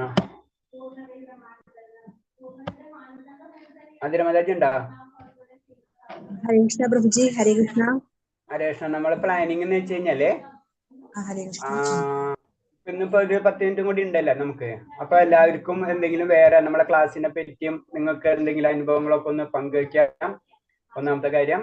രണ്ടാമത്തെ കാര്യം, പിന്നെ നമ്മൾ ഉദ്ദേശിക്കുന്നത് നാളെ തൊട്ട്, ഞാൻ ആരെടുക്കുന്ന ഫൈനൽ ചെയ്തിട്ടില്ല, ചിലപ്പോൾ ഞാനായിരിക്കും, നമ്മള് വേറൊരു കൃഷ്ണാവബോധം വഴികാട്ടി എന്ന് പറഞ്ഞിട്ടുള്ള ഒരു ബുക്ക് ഉണ്ട്, റെഫർ ചെയ്യുന്നുണ്ട്. അതിൽ എന്ന് പറയുമ്പോൾ ബേസിക് ആയിട്ട് നമ്മൾ ഡിസ്കസ് ചെയ്യുന്ന പോയിന്റ്സുകൾ എന്ന് പറഞ്ഞത്, എന്താണ് കൃഷ്ണാവബോധം, എന്താണ് ഗുരു ശാസ്ത്രം, ഗുരു സാധു ശാസ്ത്രം, എന്താണ് കൃഷ്ണാവബോധം, ഒന്നും കൂടെ നമ്മൾ ഡീറ്റെയിൽ ആയിട്ട് ഭക്തിപരമായിട്ടുള്ള കാര്യങ്ങൾ മാത്രമേ ഉണ്ടാവുള്ളൂ ഇതില്. ഗുരു സാധു ശാസ്ത്രം, പിന്നെ ഗുരു ദീക്ഷ, ഗുരു ആരാണ്, ദീക്ഷ എന്താണ്, സാധന, നമ്മൾ സാധനകൾ ചെയ്യണം, അതിന്റെ ആവശ്യകത എന്താണ്, കീർത്തനം എന്താണ്, ജപം എന്താണ്, പിന്നെ ഉന്നത ഭക്തന്മാരും കൊണ്ട് എന്തുകൊണ്ട് നമ്മൾ ശ്രവിക്കണം, ആത്മീയ ഗ്രന്ഥം എന്തുകൊണ്ട് പാരായണം ചെയ്യണം, ഭക്തന്മാരായിട്ട് സംഘം എന്തിനു വേണം, നമുക്ക് 4 യമനിയമങ്ങൾ എന്തിനു പാലിക്കണം, ഗൃഹത്തിലൊരു ക്ഷേത്രം നമ്മൾ ചെയ്യണം. അതിന് ഗൃഹത്തിൽ ക്ഷേത്രം എന്ന് പറഞ്ഞാൽ വലിയ ക്ഷേത്രം പണിയാന്നല്ല, നമ്മളൊരു പൂജ ക്രമം നമ്മൾ നടപ്പിലാക്കണം. അത് എന്തിനാണ്, വിഗ്രഹം ആരാധിക്കുന്നത്, പൂജ ചെയ്യുന്ന രീതികൾ, ആരതികള്, പിന്നെ തുളസി നമ്മൾ പൂജിക്കണം. അപ്പൊ തുളസിയുടെ പൂജാ മന്ത്രങ്ങൾ, പൂജകൾ, കാര്യങ്ങൾ ദിവസം നമ്മൾ ഒരു ജീവിതത്തിൽ ഒരു ദിവസത്തിൽ നമ്മൾ എങ്ങനെയാണ് നമ്മൾ ഭക്തിയിലേക്ക് ഉയർന്നുമ്പോൾ നമ്മൾ എങ്ങനെയാണ് ചെയ്യേണ്ടത്, ദിവസം നമ്മളെ കാലത്ത് തൊട്ട് കിടക്കണ നേരം വരെയുള്ള ദൈനംദിന പരിപാടികൾ, പിന്നെ കീർത്തനങ്ങളെ, ബേസിക് ആയിട്ടുള്ള കീർത്തനങ്ങൾ എന്തൊക്കെ നമ്മൾ ചെയ്യണം, കൃഷ്ണപ്രസാദം എന്താണ്, കൃഷ്ണപ്രസാദം, പിന്നെ നമ്മൾ കഴിക്കുന്ന ഭക്ഷണവും ഭക്ഷണശീലങ്ങൾ, നമ്മൾ എങ്ങനെയാണ് ഭക്ഷണം കഴിക്കേണ്ട, ഭക്ഷണശീലങ്ങൾ എന്തൊക്കെ ആയിരിക്കണം, തിലകധാരണം, നമ്മൾ തിലകം ധരിക്കുന്നുണ്ട്, അതുകൊണ്ട് ഗുണം എന്താണ്, അത് എങ്ങനെയാണ് ധരിക്കുന്നത്, അങ്ങനത്തെ കാര്യങ്ങള്, പിന്നെ പരിപാവനമായ വസ്തുക്കളെ പരിരക്ഷണം, നമ്മൾ അങ്ങനത്തെ ആത്മീയമായിട്ടുള്ള ബുക്കുകളും മറ്റുള്ള എല്ലാ കാര്യങ്ങളും നമ്മൾ എങ്ങനെയൊക്കെയാണ് പരിരക്ഷിക്കേണ്ടത്, നമ്മളെ ശുചിത്വം, ബാഹ്യമായിട്ടുള്ള ആന്തരികമായിട്ടുള്ള ശുചിത്വം നമ്മൾ എങ്ങനെയാണ് ചെയ്യേണ്ടത്, പിന്നെ ഇസ്കോൺ അത് എന്താണ് ഒന്നും കൂടെ ഡീപ്പായി പറയുന്നത്, പിന്നെ നമ്മൾ പ്രചാരണം ചെയ്യണം, നമ്മൾ കൊണ്ട് അറിയണ കഴിവ് നമുക്ക് കേട്ടാൽ മാത്രം വരല്ല, നമ്മളത് മറ്റുള്ളവർക്കും പറഞ്ഞു കൊടുക്കണം, അതാണ് പ്രചാരണം എന്ന് പറയുന്നത്. പിന്നെ നഗര സങ്കീർത്തനം, നമുക്ക് വലിയ ഇസ്കോൺ സെന്റേഴ്സ്, ചെറിയ ചെറിയ സെന്റേഴ്സ് പല സ്ഥലത്തും ഉണ്ടാവാം, അവരെ കൂടെ അവര് ചിലപ്പോൾ മന്തിലി അല്ലെങ്കിൽ 2 മാസം അല്ലെങ്കിൽ 3 മാസം കൂടുമ്പോ ആ ഏരിയയിലെ നഗരങ്ങളിൽ സങ്കീർത്തനം ചെയ്യും, അല്ലാതെ മറ്റുള്ളവരിൽ പ്രചരിപ്പിക്കാൻ വേണ്ടി. പിന്നെ ഏകാദേശി വൃത്തങ്ങൾ, നമ്മൾ വൃത്തങ്ങൾ എടുക്കണം, ആ വൃത്തങ്ങൾ, ഇങ്ങനത്തെ കാര്യങ്ങൾ കുറച്ചും കൂടി ഡീറ്റെയിൽ ആയിട്ട് പറഞ്ഞു തരുന്നതാണ്. അപ്പൊ ഇവിടെ എത്തുന്നതോടുകൂടി നമ്മൾ ഇതിനെ ബ്രിഡ്ജിങ് കോഴ്സ് എന്ന് പറയുന്നത് സെക്കൻഡ് ലെവൽ കഴിയുന്നതോടെ ഏകദേശം ഭഗവത്ഗീത നമുക്ക് മനസ്സിലായി കഴിഞ്ഞു, എന്താണ് പറഞ്ഞു വരുന്നത് അല്ലെ. 100% ആവില്ല, ജീവിതത്തിൽ ഒരിക്കലും ഭഗവത്ഗീത സന്ദേശങ്ങൾ നമുക്ക് മുഴുവനും മനസ്സിലാവില്ല, കാരണം നമ്മൾ ഒറിജിനും ഭക്തൻ അർജുനെ പോലെ അല്ല, അപ്പൊ നമുക്കത് മുഴുവനും കിട്ടൂല, എന്നാൽ കുറച്ചെങ്കിലും ഒക്കെ നമുക്ക് മനസ്സിലായിട്ടുണ്ടാവും. അപ്പൊ അത് കഴിഞ്ഞിട്ട് അടുത്ത ലെവലാണ് ബ്രിഡ്ജിങ് കോഴ്സ്, നമ്മൾ ഭക്തിയിലേക്ക് കറക്റ്റ് ആയിട്ട് നമ്മൾ കാല് വെക്കണം. അപ്പൊ നമ്മൾ ഇങ്ങനത്തെ കാര്യങ്ങളൊക്കെ ചെയ്യണം. അപ്പൊ ഇത് ചെയ്തിട്ടില്ല എന്ന് വെച്ച് കഴിഞ്ഞാൽ നമ്മൾ ഭക്തിയിലേക്ക് നമുക്ക് ഉയരാനുള്ള സാധ്യത കുറഞ്ഞു വരും. അപ്പൊ അതിൽ വരുന്ന ജപം, ജപത്തിനൊക്കെ വളരെ ഇമ്പോർട്ടൻസ് ഉണ്ട്. അപ്പൊ ജപിക്കാതെ, അപ്പൊ നമ്മൾ ഭക്തിയിലേക്ക് അതിലേക്ക് ഉയരാൻ. അപ്പൊ എന്തിനാണ് ജപിക്കുന്നത്, അങ്ങനത്തെ കാര്യങ്ങളാണ് അടുത്ത ക്ലാസ് തൊട്ട്, ചിലപ്പോൾ നാളെ അല്ലെങ്കിൽ മറ്റന്നാൾ, നാളെയാണെങ്കിൽ ഇന്റിമേറ്റ് ചെയ്യാം, മറ്റന്നാളാണെങ്കിലും ഗ്രൂപ്പിൽ ഇടാം. അപ്പൊ അത് തൊട്ടാണ് സെക്കൻഡ് ലെവൽ തുടങ്ങുന്നതിന് മുന്നേ ഇത് നമ്മൾ തേർഡ് ലെവൽ ചെയ്യുന്നതിന് മുന്നേ ഇത് നമ്മൾ ഈ ക്ലാസ് ഒന്ന് എടുക്കുന്നതായിരിക്കും. അപ്പൊ അത് ജസ്റ്റ് ബുക്ക് നോക്കിയിട്ട് തന്നെ ആയിരിക്കും ക്ലാസ് എടുക്കുന്നത്, നമ്മൾ സ്ലൈഡ്സ് ഒന്നും ഇല്ല, ജസ്റ്റ് നമ്മളിങ്ങനെ ബുക്ക് വായിച്ചിട്ട് അതിൽ മെയിൻ പോയിന്റ്സുകൾ മാത്രം ഇങ്ങനെ പറഞ്ഞു പോവാണ് ചെയ്യണത്. ഹരേ കൃഷ്ണ. അപ്പൊ പിന്നെ അത് നമുക്ക് സംസാരിക്കാം.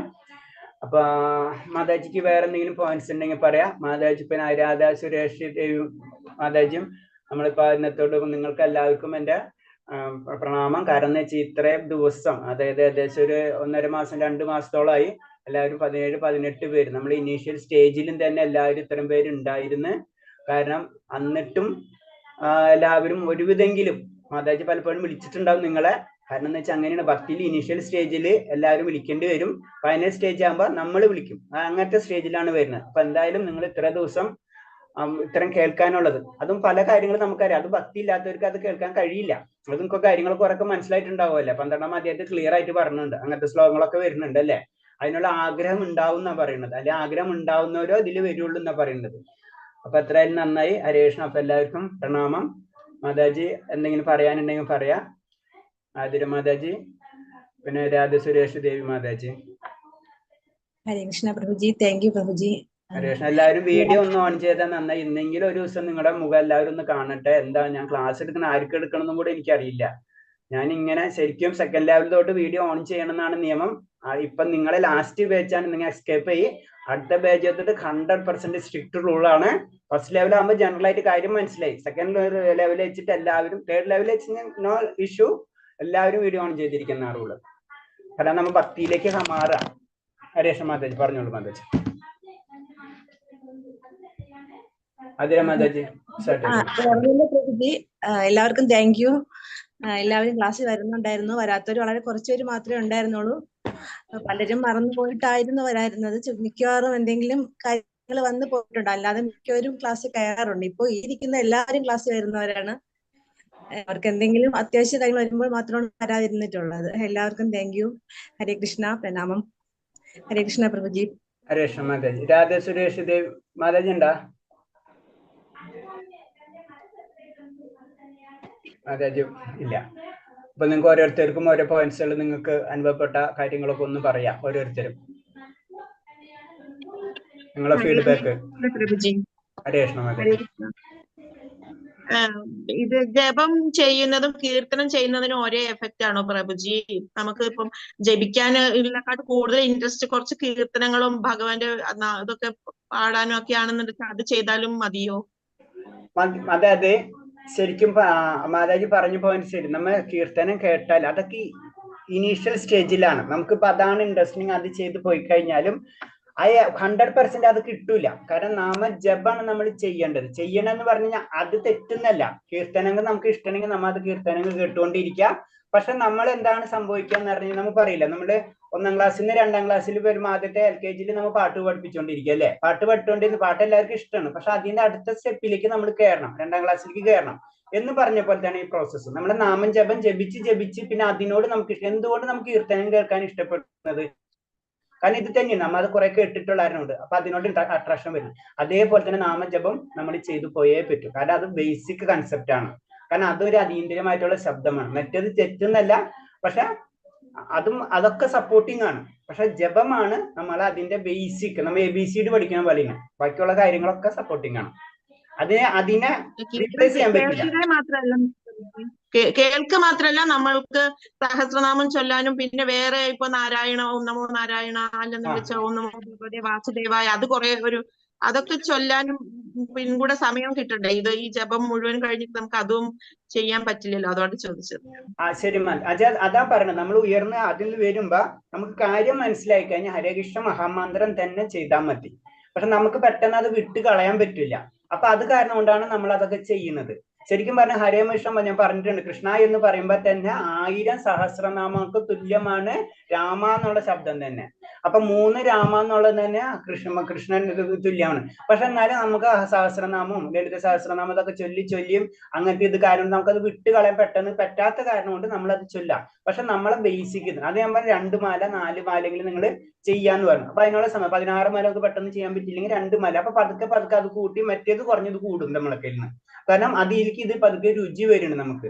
അപ്പൊ അതിന് പ്രത്യേകത. പക്ഷെ അത് വിട്ട് കളയണമെന്നല്ല, അത് നമുക്ക് ചെയ്യുന്നതുകൊണ്ട് ഒരു വിഷമവും. അതൊക്കെ സപ്പോർട്ടിങ് ആണ്. പക്ഷെ ബേസിക് കാര്യം നമ്മൾ ഇതാ ചെയ്യേണ്ടത്. ഹരേ കൃഷ്ണ. ഹരേ കൃഷ്ണ. പ്രഭുജി ഇപ്പം മാതാശ്രീ പറഞ്ഞ കാര്യം എനിക്ക് സംശയമായിരുന്നു. ഞാനും ആ ലളിതാ സഹസ്രനാമവും വിഷ്ണു സഹസ്രനാമവും ഒക്കെ ചോദിക്കും. അപ്പം ആ എല്ലാം കൂടെ സമയം കിട്ടുന്നില്ല. സമയം പിന്നെ കിട്ടുന്നില്ല. കഴിഞ്ഞ ദിവസം പിന്നെ ആതിര മാതാജി എനിക്കൊരു ആപ്പ് വാട്സപ്പിൽ ജപ ആപ്പ് പറഞ്ഞു തന്നു. അത് വലിയ ഉപകാരമായി. അത് വെച്ച് ഞാൻ ജപിക്കുന്നുണ്ട്. ഞാൻ നാട്ടിലല്ല, ഞാൻ ഇപ്പം യൂറോപ്പിലാണ്. അപ്പൊ മാല മേടിക്കാൻ പറ്റിയില്ല. ഈ ആപ്പ് വെച്ചിട്ട് ഞാൻ ജപിക്കുന്നുണ്ട്. 2 മാലയൊക്കെ ജപിക്കുന്നുണ്ട്. ഓക്കെ ഹരേഷ്, നമ്മൾ അത് മതി. കാരണം എന്താ വെച്ചാൽ നമുക്ക് ചെയ്യാൻ പറ്റുന്ന കാര്യം ചെയ്യാൻ നമുക്ക് പെട്ടെന്ന് ഒറ്റ ബാക്കിയുള്ള നമ്മൾ ഇത്രയും കാലം കൊണ്ട് ഉണ്ടാക്കിയെടുത്ത് നമുക്ക് പെട്ടെന്ന് കളയാൻ പറ്റിയെന്ന് വരില്ല. നമ്മൾ നമ്മുടെ വിശ്വാസവും പല ഇതൊക്കെ കണക്ഷൻസ് ഒക്കെ ഉള്ളായിരുന്നു. അപ്പൊ നമ്മൾ പറയണെന്ന് വെച്ച് കഴിഞ്ഞാൽ അത് അവിടെ നിന്നോട്ടെ, അത് നമ്മൾ ചെയ്യണത് ചെയ്തോട്ടെ, പക്ഷെ ഇതും കൂടെ കൊണ്ടുപോവാം നമുക്ക്. അപ്പൊ ഇതും കൂടെ കൊണ്ട് ചെയ്യുമ്പോൾ പതുക്കെ കഴിയുമ്പോൾ അത് മാറിപ്പോവും. മനസ്സിലായോ? നമ്മളിപ്പോ ഭൗതികതയിൽ ജീവിക്കുന്ന പോലെ നമ്മൾ ഭൗതികത നമ്മൾ തൊട്ട് നാളെ തൊട്ട് ഞാൻ എല്ലാം വിട്ട് കൈലാസത്തിൽ പോകാന്ന് പറഞ്ഞ പ്രാക്ടിക്കൽ എല്ലാം നമുക്കറിയാം അല്ലെ? പക്ഷെ അതാണ് ശരിക്കും, അല്ലെങ്കിൽ പറയണ പോലെ തന്നെ അല്ലാതെ എല്ലാം വിട്ടിട്ട് ഭഗവാൻ ലാസ്റ്റ് പറഞ്ഞ പോലെ എല്ലാതും പരിക്രമം എന്താണ് സർവ്വധർമ്മ പരിത്യാജം നമുക്കിപ്പോ ചെയ്യാൻ കഴിയില്ല നമുക്കറിയാം. അപ്പൊ പക്ഷെ എന്നിരുന്നാലും നമുക്ക് ആ ലക്ഷ്യം നമ്മളിൽ ഉണ്ടായിരിക്കണം. അതിലേക്ക് യാത്രയാവണം പതുക്കെ പതുക്കെ നമ്മൾ. ഇപ്പൊ കുഴപ്പമില്ല മാതാജി, 2 മാല എങ്ങനെയും ജപിക്കണം. ജപിക്കുന്നുണ്ട്. അതെ അതെ, ഒരുപാട് കാര്യങ്ങൾ ഇതിൽ നിന്ന് എനിക്ക് മനസ്സിലായി. ഭയങ്കര സന്തോഷം. ശരി മാതാജി, ഹരേഷ്. കാരണം എന്താ, സന്തോഷം നമുക്ക് അങ്ങനെ പെട്ടെന്ന് ലഭിക്കില്ല. നമ്മൾ അതിന്റെ യാത്രയിലാണ്. നമുക്ക് പെട്ടെന്ന് ഇപ്പൊ നാളെ ജപം ഒരു 10 പ്രാവശ്യം, ഒരു വർഷം 2 വർഷം ഒന്ന് ജപിച്ചാലൊന്നും നമ്മൾ പറയുന്ന ഉദ്ദേശത്തിൽ നമുക്കൊന്നും പെട്ടെന്ന് എത്താൻ പറ്റില്ല. പരമാനന്ദ അവസ്ഥയിലേക്കൊന്നും നമുക്ക് പെട്ടെന്ന് എത്തില്ല. നമ്മളത് ചെയ്യുന്നത്. പക്ഷെ ചിലവർക്ക് പറ്റാം. അത് ഞാൻ പറഞ്ഞ എല്ലാവരും കാര്യം അങ്ങനെ ആയിരിക്കില്ല. പലർക്ക് പല രീതിയിലായിരിക്കും. ചിലവർക്ക് ചിലപ്പോൾ 1 വർഷം കഴിയുമ്പോൾ, ചിലപ്പോൾ 2 ദിവസം കഴിയുമ്പോൾ അവർക്ക് പല ലെവലിലേക്ക് എത്താം. സാധാരണ ജനറൽ ആയിട്ട് വരുമ്പോ അതിന് പലർക്കും പല രീതിയിലുള്ള സമയങ്ങൾ എടുക്കും. പക്ഷെ നമ്മൾ ചെയ്യണം, ഇത്രേ ഉള്ളൂ. ശരി ശരി. ഹരേഷ് മാതാജി. ഞാൻ എന്നാന്ന് വെച്ചാൽ 16 മാല ജപിക്കുന്നുണ്ട്. അപ്പം മറ്റുള്ളത് ആദ്യമേ ഇത് ഇങ്ങനെയുള്ള വായനയിൽ ഉണ്ടായിരുന്നു. നാരായണീയം, സഹസ്രനാമം, വിഷ്ണു സഹസ്രനാമം, ഭാഗവതം അങ്ങനെയെല്ലാം വായിക്കുന്നതായിരുന്നു. പക്ഷെ ഇപ്പൊ 16 മാല ജപിക്കുമ്പോ അതിനുള്ള സമയം കുറഞ്ഞു വരുന്നു. അപ്പൊ അത് മനസ്സിന് വല്ലാത്ത പ്രയാസം. അതിന് ഞാൻ പറഞ്ഞത് അത് പറ്റുന്നില്ലല്ലോ. അത് ഞാൻ ജപിക്കാൻ മാത്രമേ പറ്റുള്ളൂ. ശരിയാ. ശരിക്കും അത് മതി നമുക്ക്. കലിയുഗത്തിൽ നമ്മൾ പറഞ്ഞിട്ടുള്ളത് അത് മാത്രമാണ്. ജപം മാത്രമാണ് നമുക്ക് പറഞ്ഞിട്ടുള്ളത്. മറ്റുള്ളത് നമ്മൾ ശീലിച്ചു പോയി. നമ്മള് അത് പെട്ടെന്ന് നമുക്ക് മാറ്റാൻ കഴിയില്ല. അപ്പൊ അതിന് പറഞ്ഞ നമ്മൾ നാമജപം ഒരു 4 2 4 നമ്മൾ ചെയ്യാം. ഇപ്പൊ എന്റെ അമ്മയുണ്ട്, എന്റെ സ്വന്തം അമ്മ. ഇത് തന്നെയാണ് അവസ്ഥ. അപ്പൊ അമ്മക്ക് ഇതേപോലെ തന്നെ ഞാൻ പറഞ്ഞു കൊടുക്കുമ്പോ അമ്മ പറയും ബാക്കിയുള്ള ചെയ്യുമ്പോൾ എനിക്ക് ഇവിടുന്ന് തന്നെ സമയം കിട്ടും. അപ്പൊ ഞാൻ പറയുന്നത് 2 മാലെങ്കിലും ജപിക്കാന്നാണ് പറഞ്ഞത്. മനസ്സിലായ? കാരണം അത്രയും വർഷമായിട്ട് ഇങ്ങനെ ചെയ്ത് പോയിക്കൊണ്ടിരിക്കുക. ഇപ്പം പ്രഭുജി ഒരു 2-3 മാസമായിട്ട് ഞാൻ 16 മാല തന്നെ ജപിക്കുന്നുണ്ട്. ഹരേഷ്ണ. പിന്നെ ഇതിന് നമുക്ക് അങ്ങനെ പർട്ടിക്കുലർ ടൈമിംഗ് ഒന്നും ഇല്ല. നമ്മൾ ചെയ്യാൻ പറ്റുന്ന സമയത്ത് ചെയ്യാം. പക്ഷെ ഏറ്റവും ബെറ്റർ നമ്മൾ പൂജ സമയത്ത് ചെയ്യണതാണ്. പറ്റുന്ന സമയമാണ് ചെയ്യാം. പക്ഷെ എങ്കിൽ 4 മണി, ഒരു 10 മാല ജപിക്കും 4 മണി മുതൽ 6 മണി വരെ. ഉച്ചക്കണീറ്റ് ജപിക്കും ഞാൻ. ജപിക്കാം. അപ്പൊ നമുക്ക് ചെയ്യാൻ പറ്റുന്ന കാര്യം, അതായത് നമ്മൾ 24 ഇപ്പൊ നമ്മള് സഹസ്രനാമം ചൊല്ലിക്കഴിഞ്ഞാൽ ആ സമയത്തും ഭഗവാന്റെ കാര്യങ്ങൾ തന്നെയാണ് നമ്മൾ ചിന്തിച്ചുകൊണ്ടിരിക്കുന്നത്. ഭഗവാൻ പറയുന്നത് അത് തന്നെയാണ്. 24 മണിക്കൂറും എന്റെ ചിന്ത എന്നിലേക്ക് കൊണ്ടുവരാനുണ്ട്. മനസ്സിലായില്ലേ? നമ്മള് എന്ത് ജോലി ചെയ്യുമ്പോൾ ഹരേകൃഷ്ണ മന്ത്രം ജപിച്ചുകൊണ്ട് തന്നെ ജോലി ചെയ്യാം. ജോലി ചെയ്യാം, ഒരു കുഴപ്പമില്ല. പക്ഷെ നമ്മൾ പറയണത് കുറച്ച് ശുദ്ധിയായിട്ട് ഇരിക്കണം എന്ന് മാത്രമേ ഉള്ളൂ. മിനിമം നമുക്ക് അറിയാമല്ല പരിശുദ്ധിയുടെ കാര്യങ്ങൾ. അങ്ങനെ ചെയ്തിരിക്കുന്ന സമയത്തൊക്കെ ചെയ്തിരിക്കണം. ബേസിക് ആയിട്ടുള്ള പരിശുദ്ധി കാര്യങ്ങൾ നമ്മൾ ചെയ്യണം, അത്രേ ഉള്ളൂ. നമ്മളിപ്പോ എന്ത് ജോലി ചെയ്യുമ്പോൾ ജപിക്കുന്നത് കൊണ്ട് തെറ്റില്ലല്ലോ. തെറ്റില്ല, ഒരു കുഴപ്പമില്ല. ഭഗവാന്റെ നാമം ഏത് സമയത്ത്, അതാണ് ഈ ഹരേകൃഷ്ണ മഹാമന്ത്രത്തിന്റെ പ്രത്യേകത. മറ്റുള്ള മന്ത്രങ്ങൾ അങ്ങനെയല്ല. മറ്റുള്ള മന്ത്രങ്ങൾ എല്ലായിടത്തും നമുക്ക് ജപിക്കാനും എല്ലായിടത്തും പറയാനും പറ്റില്ല. അതാണ് അതിന്റെ പ്രോബ്ലം. അതെന്ന് പറഞ്ഞാൽ അത് കുറച്ച് വൈദികമായിട്ടുള്ള ബന്ധപ്പെട്ടുള്ള മന്ത്രങ്ങളാണ്. ഇത് എന്ന് പറഞ്ഞാൽ സാധാരണ എല്ലാവർക്കും പ്രയോജനം. നമ്മൾ എവിടെ കേട്ടാലും എല്ലാവരും ചൊല്ലുന്ന മന്ത്രമാണ് ഹരേകൃഷ്ണ മഹാമന്ത്രം. അതാ ചോദിച്ചത്. എന്താന്ന് വെച്ചാല് ഒരു ദിവസം വായിക്കാൻ പറ്റിയിട്ടില്ല, അതൊരു മനസ്സിനൊരു വല്ലാത്തൊരു പ്രയാസം ഉണ്ടല്ലോ. അതുണ്ടാവും. അത് പറഞ്ഞു നമ്മൾ ഇത്രയും വർഷമായിട്ട് നമ്മൾ അത് ശീലിച്ചു പോയിട്ട് നമുക്ക് അത് പെട്ടെന്ന് മാറ്റാൻ ബുദ്ധിമുട്ടാ. പ്രഭുജ, നമുക്ക് ഇത് മാത്രം, നമുക്ക് ഒരു സമയം ഒരു യാത്ര പോകേണ്ടി വരും, അങ്ങനെ ഇങ്ങനെയെല്ലാം വരുന്നുണ്ടല്ലോ. അപ്പൊ ഏത് സമയത്ത് ഇരിക്കാൻ പറ്റുന്നില്ലല്ലോ. ഇല്ല. അതുകൊണ്ടാണ് ഞാൻ ചോദിച്ചത്. പിന്നെ ഇത് മറ്റുള്ളതെല്ലാം വായിച്ചിട്ടില്ലെങ്കിൽ പിന്നെ ഇപ്പം എന്താന്ന് വെച്ചാൽ ലളിത സഹസ്രനാമം മിക്കവാറും ചൊവ്വാഴ്ചയും വെള്ളിയാഴ്ചയും എനിക്ക് വായിക്കാൻ പറ്റുന്നുള്ളൂ. ഇതെല്ലാം കൂടി പറ്റുന്നില്ല. കുഴപ്പമില്ല. ഞാൻ എന്റെ ഒരു അഭിപ്രായം എന്ന് വെച്ചാൽ ആദ്യം തന്നെ ഭഗവാനെ ജപിക്കാം. അത് ചെയ്യുന്നുണ്ട്. ആദ്യം തന്നെ ഭഗവാനെ വിളിച്ചതിന് ശേഷം പിന്നെ ബാക്കിയുള്ളത് ചെയ്യാൻ ശ്രമിക്കാം. അപ്പൊ 2 മാല 4 മാല ജപിച്ചതിന് ശേഷം ബാക്കിയുള്ള എല്ലാവരും ചെയ്തോ. കാരണം നമ്മളെ ചിന്താഗതി എന്ന് പറഞ്ഞു കഴിഞ്ഞാൽ, അയ്യോ ഞാനിപ്പോ ഗണപതിനെ ഒന്ന് പൂജ ചെയ്തില്ലല്ലോ, അപ്പൊ ഗണപതിക്ക് വിഷമാവൂലേ, സുബ്രഹ്മണ്യസ്വാമിക്ക് ഒന്നും കൊടുത്തില്ല, അപ്പൊ സുബ്രഹ്മണ്യസ്വാമിക്ക് വിഷമാവൂലേ, ദേവിനെ സന്തോഷിപ്പിച്ചു. നമുക്ക് എല്ലാത്തിനും ഭഗവാനല്ലേ. അപ്പൊ അയൊരു വിഷമാണ്. ഭഗവാന്മാർക്ക് അങ്ങനെ വ്യത്യാസമില്ല. അത് നമുക്ക് നമ്മളെ ഇതാണ്. അവർക്ക് അങ്ങനത്തെ ഒരു പ്രശ്നം. നമുക്കാണ് ചിന്ത, അയ്യോ ഭഗവാൻ ഈ ഗണപതിക്ക് ഞാൻ ഇത്ര ഗണപതി നാമം ചൊല്ലിയില്ല, മുന്നേ ശീലിച്ചു പോയില്ലേ. ശീലിച്ചു പോയി. അത് നമുക്ക് പെട്ടെന്ന് മാറ്റാൻ പറ്റൂല. മനസ്സിലായില്ലേ? അത് ഞാൻ പറയാം, നമ്മള് പതുക്കെ മാറ്റാൻ പറ്റുള്ളൂ. അത് ഒരിക്കലും നമ്മൾ പറയണില്ല, നമ്മൾ ഇത്രയും പഠിച്ചില്ല, നമുക്ക് കാര്യം മനസ്സിലാവുന്നില്ലേ. നമ്മളെ പറഞ്ഞില്ല, ത്രിഗുണങ്ങൾ നമ്മളെ ബാധിച്ചിട്ടുള്ളതാണ്. നമുക്ക് പെട്ടെന്ന് ഒരു കാര്യം മാറ്റിയെടുക്കാൻ പറ്റില്ല. മനസ്സിന് ഒരു നല്ല സന്തോഷമുണ്ട്. പിന്നെ മുൻപേലാണെങ്കിൽ ഭയങ്കര ടെൻഷനെല്ലാം ഉണ്ടായിരുന്നു. ഇപ്പൊ അതൊന്നും ഇല്ല. ജപിക്കാൻ തുടങ്ങിയതിന് ശേഷം. പിന്നെ ഇപ്പം ജപിക്കാൻ തുടങ്ങിയിട്ട് ഏകദേശം 2 കൊല്ലായി. 2-3 മാസമായിട്ടാണ് ഇപ്പം 16 മാല ജപിക്കുന്നത്. അതിന് മുമ്പ് 4, 8 അങ്ങനെയുണ്ട്. ശരി മാതാജി, ചെയ്യാൻ പറ്റാവുന്നത് ചെയ്യാം നമ്മള്. കാരണം നമുക്ക് ചെയ്യാൻ പറ്റണ ഭഗവാൻ പറയണത് അതെണ്ണല്ല. അതൊരൊറ്റ അത് ചിന്തിച്ചാൽ മതി. സ്വല്പം അഭ്യസ്യത്രായതേ എന്ന് ഭഗവാൻ പറഞ്ഞിട്ടുണ്ട്. നമ്മക്കൊണ്ട് ചെയ്യാൻ പറ്റണത് കുറച്ചെങ്കിലും നമ്മൾ ചെയ്യാം. അതാണ് ഭഗവാൻ പറഞ്ഞു. കൂടുതൽ ചെയ്താൽ അത്രയും നല്ലത്, കുറച്ചെങ്കിലും നമ്മൾ ചെയ്യാം. ഹരേ കൃഷ്ണ. ഹരേ കൃഷ്ണ മാതാജി. പിന്നാരാ?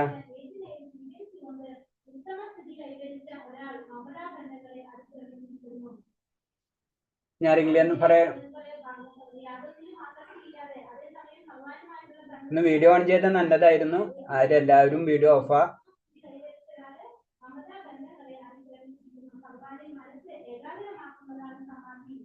അരെ ഞാൻ പേര് വിളിക്കട്ടെ ഓരോരുത്തരെന്ന്.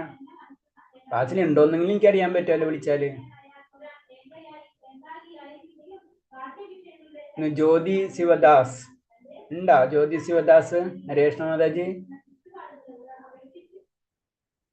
ലീലകുമാരി മാതാജി അല്ലേ ഇപ്പൊ പറഞ്ഞത്? അതെ അതെ പ്രഭുജി. ഓക്കെ. പിന്നെ പരമേശ്വര മേനോൻ പ്രഭു ഉണ്ടാ?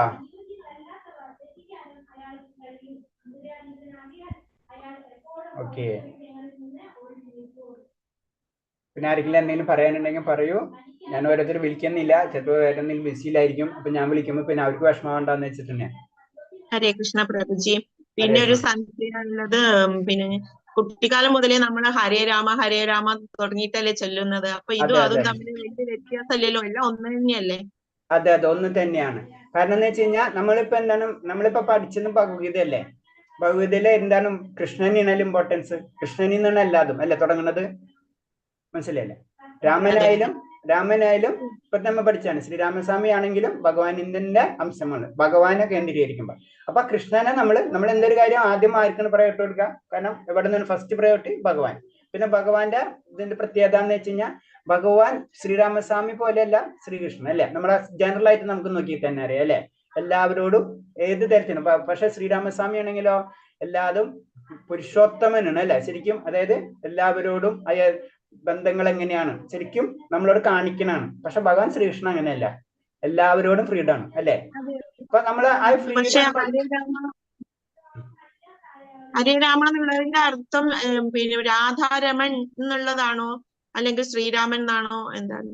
അത് ശരിക്കും പറയണത് ഇതാ, രാമ എന്നുള്ളത് ബലരാമന്റെ ഉദ്ദേശമാണ്. കാരണം എന്താ വെച്ചാൽ ശ്രീകൃഷ്ണന്റെ അവതാരങ്ങളിൽ ഫസ്റ്റ് വരുമ്പോൾ ബലരാമൻ എന്നുള്ള ഇതാണ് അവതാരം ആദ്യം വരുന്നത്. അവിടെ നിന്ന് തിരിയണ അവിടെ നിന്നാണ്.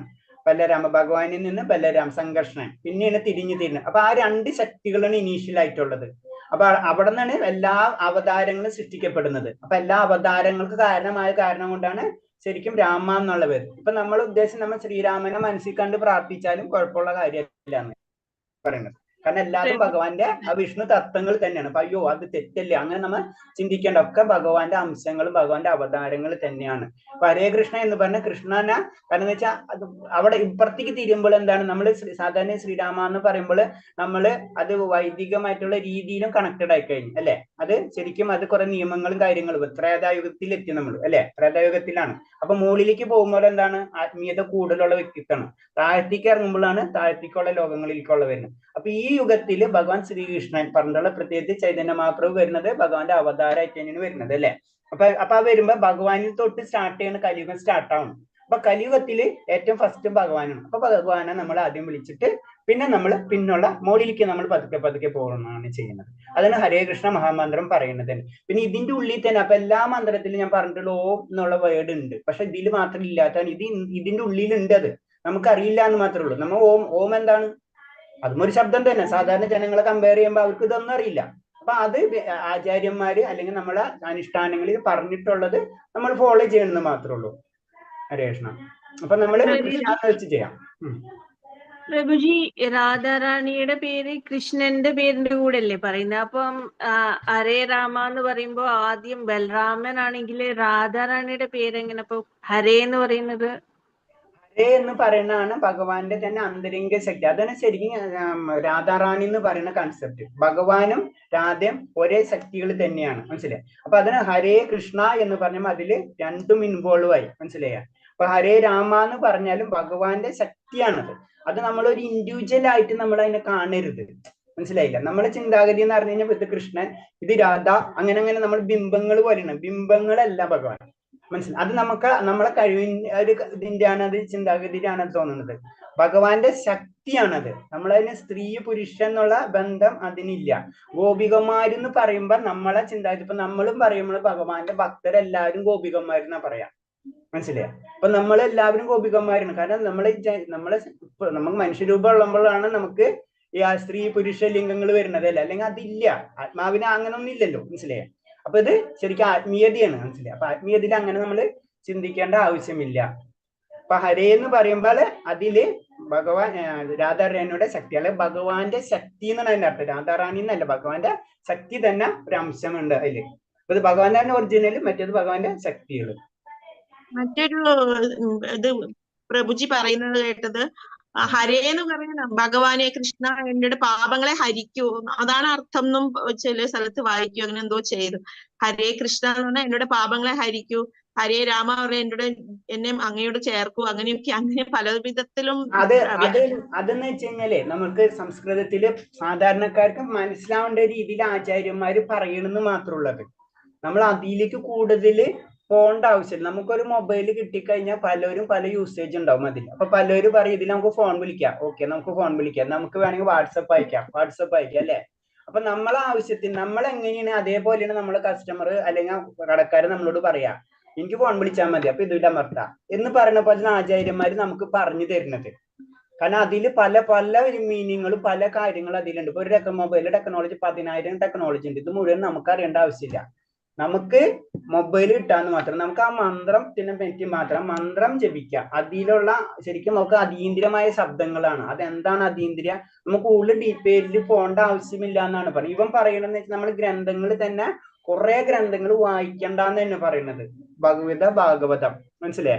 ഇത് രണ്ട് തന്നെ വായിച്ച കഴിഞ്ഞിട്ട് തന്നെ ഭാഗവതം വായിച്ച് നമ്മുടെ ജീവിതത്തിൽ തന്നെ തീരില്ല ശരിക്കും പറഞ്ഞില്ല. ഇപ്പൊ പ്രഭുസ്വാമി എഴുതിയിട്ടുള്ള ഭാഗവതം 18 ബുക്കുകളാ, 18 സ്കന്ധങ്ങളാ ഉള്ളത്. അപ്പൊ അത് തന്നെ വായിച്ച് തീരില്ല. അപ്പൊ നമുക്ക് അത് തന്നെ വായിച്ചാൽ തന്നെ നമ്മളെ എല്ലാ സംശയങ്ങളും മാറിക്കിട്ടും. അപ്പൊ കുറെ കാര്യങ്ങൾ നമ്മൾ ഡീപ്പായിട്ട് പോയിട്ട് അതിനൊരു ഔട്ട്പുട്ട് ഇല്ലല്ലോ. നമുക്ക് മന്ത്രം കിട്ടിയ മന്ത്രം ചെല്ലാം. ഓം എന്ന് കിട്ടിക്കഴിഞ്ഞാൽ അതിന് ഓമിന് തന്നെ പല ഇതിനൊക്കെ വേറെ മീനിങ് ഉണ്ട്. ഇതൊക്കെ നമ്മൾ ഡീറ്റെയിൽ ആയിട്ട് നമ്മൾ അറിഞ്ഞിട്ട് എന്ത് ചെയ്യാനാണ്, ആ മന്ത്രം കറക്റ്റ് ആയിട്ട് പ്രൊണൗൺസിയേഷൻ ചെയ്യുക, അത് ചെയ്യുക. അപ്പൊ ആചാര്യന്മാര് പല ലെവലിൽ നമുക്ക് എന്താണ് അറിയേണ്ടത് അതനുസരിച്ച് അവരത് പറഞ്ഞു തരാം, നമുക്ക് മനസ്സിലാക്കണം വേണ്ടി മാറ്റും. അപ്പൊ രാമ എന്നാൽ രമിക്കുന്നവൻ എന്നുള്ള രീതിയിൽ നമ്മളോട് പറയും, മനസ്സിലായി. അപ്പൊ അത് നമ്മൾ എന്ത് ചെയ്യും, നമ്മളത് ഭഗവാന് പ്രതീക്ഷിക്കുന്നു. ശ്രീരാമസ്വാമി നമ്മുടെ ചിന്താഗതി ശ്രീരാമസ്വാമിയുടെ രൂപമാണ് നമ്മുടെ ഉള്ളിൽ വരണമെങ്കിൽ നമ്മൾ അങ്ങനെ ചെയ്ത ഒരു വിഷമമില്ല, മനസ്സിലായി. അപ്പൊ അങ്ങനെ നമുക്ക് അതിന് വിഷമിക്കേണ്ട ആവശ്യമൊന്നുമില്ല. ആ രൂപം നമ്മളിൽ വരണമെന്ന് മാത്രമേ, നമ്മൾ സ്മരിക്കണം ഭഗവാനെ. നാമം ചെല്ലുമ്പോ ഭഗവാനെ സ്മരിക്കണം എന്ന് മാത്രമേ ഉള്ളൂ പറയുന്നത്. ഹരേ കൃഷ്ണ. ഹരേഷ്ണ ഹരേഷ്ണ പിന്നെ എന്തെങ്കിലും പോയിന്റ്സ് ആരെങ്കിലും പറയുന്നുണ്ടോ? ഹരേഷ്ണ ക്ലാസ് എങ്ങനെ ഉണ്ടായിരുന്നു? ഇങ്ങനെ പറഞ്ഞു പോണ പ്രഭു ആണെങ്കിൽ നിങ്ങൾ പറയാറുണ്ടോ? നന്നായിരുന്നു പ്രഭുജി. ചിലര് പറയേ ഹരേഷ്ണ ക്ലാസ്സിലെ. പക്ഷെ ഒരു കാര്യം പ്രഭുജി, ലെവൽ 1 കുറച്ചുകൂടെ നമ്മൾക്ക് കീർത്തനം ചൊല്ലാനും വായിക്കാനുള്ള അവസരം കിട്ടിയതുകൊണ്ട് കുറച്ചും കൂടി ഒരു ഇൻവോൾവ്ഡ് ആയിരുന്നു. അത് പറഞ്ഞു കേൾക്കൽ മാത്രമേ ഉണ്ടായിരുന്നുള്ളൂ. അതിലെ ചോദിക്കാം, സംശയം ചോദിക്കാം, എന്നാലും നമ്മൾക്കൊരു കീർത്തനം അത് ലെവൽ 1 കുറച്ചും കൂടി ഒരു ഇൻട്രസ്റ്റിംഗ് ആയിരുന്നു. അത് എന്നോട് പറഞ്ഞു. കാരണം എന്ന് വെച്ച് കഴിഞ്ഞാൽ ലെവൽ 1 അങ്ങനെ ഇൻട്രസ്റ്റിംഗ് ആക്കണാണ്. കാരണം എന്ന് വെച്ച് കഴിഞ്ഞാൽ ലെവൽ 1 ഇൻട്രസ്റ്റിംഗ് ആക്കിയാൽ ലെവൽ 2 എത്തുമ്പോഴേക്കും നമ്മൾ എന്താണ്, കാരണം ലെവൽ 2 വരാന്ന് പറഞ്ഞാൽ നമ്മൾ പഠിക്കാന്നുള്ള കാര്യം മാത്രമേ ഉള്ളൂ. കാരണം കണ്ടന്റും ഫസ്റ്റ് ലെവലിൽ നമ്മൾ എല്ലാവരും ഒന്ന് LKG പറഞ്ഞ പോലെ തന്നെ പാട്ടും ഇതൊക്കെ പാടി ഒന്ന് എല്ലാവരും ഇൻവോൾവ് ചെയ്യിപ്പിക്കുക. ലെവൽ 2 നമ്മൾ അതിന് പോയി കഴിഞ്ഞാൽ പിന്നെ നമുക്ക് സമയം ഉണ്ടാവില്ല. സമയം റിലാക്സിങ് എടുക്കാം. നമുക്കൊരു പീരീഡ് ഉണ്ടല്ലോ. കാരണം ഇപ്പൊ തന്നെ അറിയാം, 25 പേരിനെ 30 പേരുണ്ടെങ്കിൽ സമയം കൂടുന്നതിനനുസരിച്ച് എണ്ണം കുറഞ്ഞു വരും.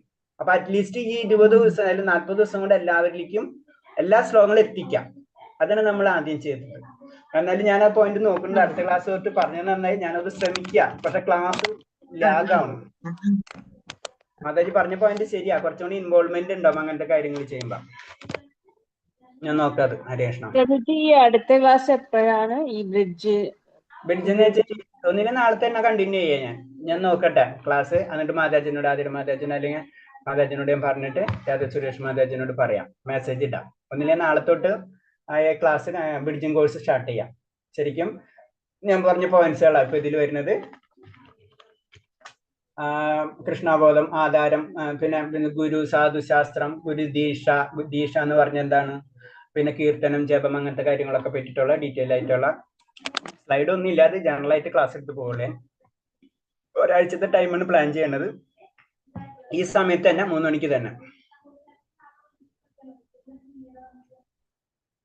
ഹരേഷ്ണ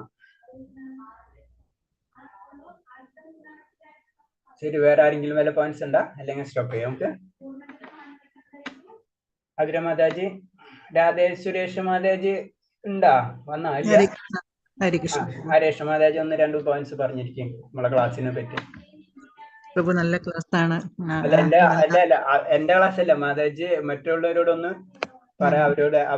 അവർക്ക് ഉണ്ടായ അനുഭവങ്ങളൊന്ന് വിശദീകരിക്കാൻ പറ. എല്ലാവർക്കും ഉണ്ടെങ്കിൽ മാതാജിക്ക് ഉണ്ടായ കാര്യങ്ങൾ, മാതാജി അനുഭവിച്ച പ്രശ്നങ്ങളൊക്കെ ഒന്ന് പറഞ്ഞിരിക്കും.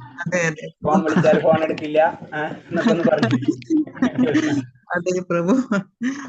ആദ്യം നമ്മൾ ലെവൽ 1 വേണ്ടി ഫോൺ ചെയ്യുമ്പോൾ കുറെ പേർക്ക് ഇൻട്രസ്റ്റ് ഇല്ലാതെ കാണിക്കാറുണ്ട്.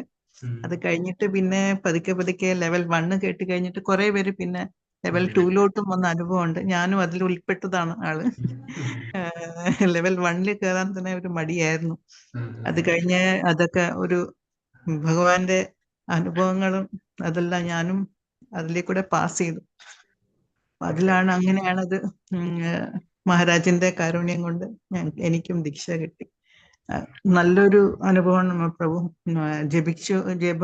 ജപം കൊണ്ട് നമുക്ക് പലതും നമ്മുടെ ആത്മീയമായിട്ട് നല്ല പുരോഗതി ഉണ്ടാവുന്നുണ്ട് പ്രഭു. പിന്നെ ജപം കൊണ്ട് മാത്രമാണ് നമുക്ക് എല്ലാം മനസ്സിലാക്കാനും ഭാഗവതവും ഭഗവത്ഗീതയും മനസ്സിലാക്കാനും പിന്നെയും സംശയങ്ങൾ വന്നുകൊണ്ടിരിക്കും. അത് നമുക്ക് ഒന്ന് മുന്നോട്ട് പോകാനുള്ള ഒരു ഇതാണ് മാത്രം പ്രഭു. നല്ലൊരു വഴികാട്ടിയായിട്ടാണ് എനിക്ക് തോന്നുന്നത്. എത്ര ജപിക്കാമോ അത്രയും ജപിക്കുക. എൻ്റെ ഒരു അനുഭവം എന്ന് പറഞ്ഞാൽ ജപത്തിൽ കൂടെ നമുക്ക് ഇതെല്ലാം നേടാൻ പറ്റുള്ളൂ, ഇതെല്ലാം അറിയാനും മനസ്സിലാക്കാനും പറ്റുള്ളൂ. ഹരേ കൃഷ്ണ പ്രഭു. താങ്ക് യു സോ പ്രഭു. ഹരേ കൃഷ്ണ മാതാജി. മാതാജി എല്ലാവരും അങ്ങനെ തന്നെ. ആദ്യം നമുക്ക് വലിയ ഇൻട്രസ്റ്റ് ഉണ്ടാവില്ല. സെക്കൻഡ് ലെവലിൽ നമ്മൾ പിടിച്ച് നിന്നിട്ടുണ്ടെങ്കിൽ പതുക്കെ നമ്മൾ മുന്നിലേക്ക് പോകാനുള്ള സാധ്യത കൂടുതലാണ്. അപ്പൊ ഇനി ഇത് വിടരുത് നിങ്ങൾ. ഹരേ കൃഷ്ണ. വേറെ ആരെങ്കിലും എന്തെങ്കിലും പോയിന്റ്സ് ഉണ്ടെങ്കിൽ പറയാം, അല്ലെങ്കിൽ നമുക്ക് സ്റ്റോപ്പ് ചെയ്യാം. നാളെ തൊട്ട് എല്ലാവരും വീഡിയോ ഓൺ ചെയ്തിരിക്കണം, മസ്റ്റാ. കാരണം ക്ലാസ് മാറി, ലെവൽ 2 കംപ്ലീറ്റ് ആയി.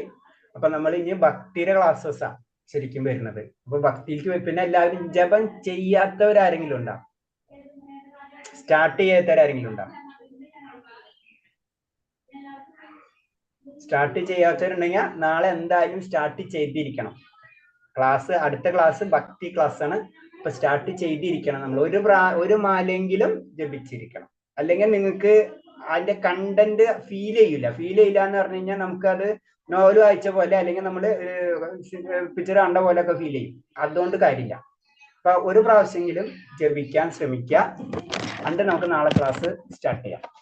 90% നാളെ എടുക്കാം. വേറെ ചേഞ്ചസ് ഉണ്ടെങ്കിൽ ഞാൻ ഇന്റിമേറ്റ് ചെയ്യാം. ഹരേഷ്ണ സ്റ്റോപ്പ് ചെയ്തോ. പ്രഭു രാവിലെ ക്ലാസ് ഉണ്ട്, ആർക്കെങ്കിലും ഇൻട്രസ്റ്റ് ഉണ്ടെങ്കിൽ അതിൽ ജോയിൻ ചെയ്യാം പ്രഭു. ജപത്തിനൊരു പ്രോത്സാഹനം കിട്ടാൻ നല്ലതാണ്. രാവിലെ 3:30 ക്ലാസ്, നമ്മൾ ജപ ക്ലാസ്. അതെ, 3:30 ഒരു ജപ ക്ലാസ് ഉണ്ട്. അതിൽ ജപം നമ്മൾ ഓൺ ചെയ്ത് കഴിഞ്ഞാൽ ജപം നടന്നുകൊണ്ടിരിക്കും, നമുക്കും ജപിക്കാം. അപ്പൊ എല്ലാവരും ജപിക്കുമ്പോൾ നമുക്കത് ഫീൽ ചെയ്യും. അപ്പൊ ജപ ക്ലാസ്സിൽ ജോയിൻ ചെയ്യാം. 3:30 ക്ലാസ് ആണ്. അല്ലെങ്കിൽ പിന്നെ നമ്മൾ ഇതിനനുസരിച്ച് ചെയ്യാം. അപ്പൊ അത് പ്ലാൻ ചെയ്യാം. ഇൻട്രസ്റ്റ് ഉള്ളവർക്ക് അതിലേക്ക് വേണമെങ്കിൽ ജോയിൻ ചെയ്യാം. ഹരേ കൃഷ്ണ. അപ്പൊ ഞാൻ നിർത്താം. അപ്പൊ നാളെ കാണാം. നമുക്ക് നോക്കട്ടെ, വല്ല ചേഞ്ചസ് ഉണ്ടെങ്കിൽ ഞാൻ പറയാം കേട്ടോ. ഓക്കെ. വാഞ്ചകൽപരൂപച്ച കൃപാസിന്ധ്യാവച്ച പതിനാം ഭാവനേഭ്യ വൈഷ്ണവേഭ്യ നമോ നമഃ. അനന്തകോടി വൈഷ്ണവഭക്തർക്ക് പ്രഭാതിക്ക് ഗുരുദേവ്ക്ക്. ഹരേ കൃഷ്ണ. എല്ലാവർക്കും പ്രണാമം. ഹരേ കൃഷ്ണ. ഹരേ കൃഷ്ണ പ്രഭു. പ്രണാം. ഹരേ ഹരേ കൃഷ്ണ. ഹരേ.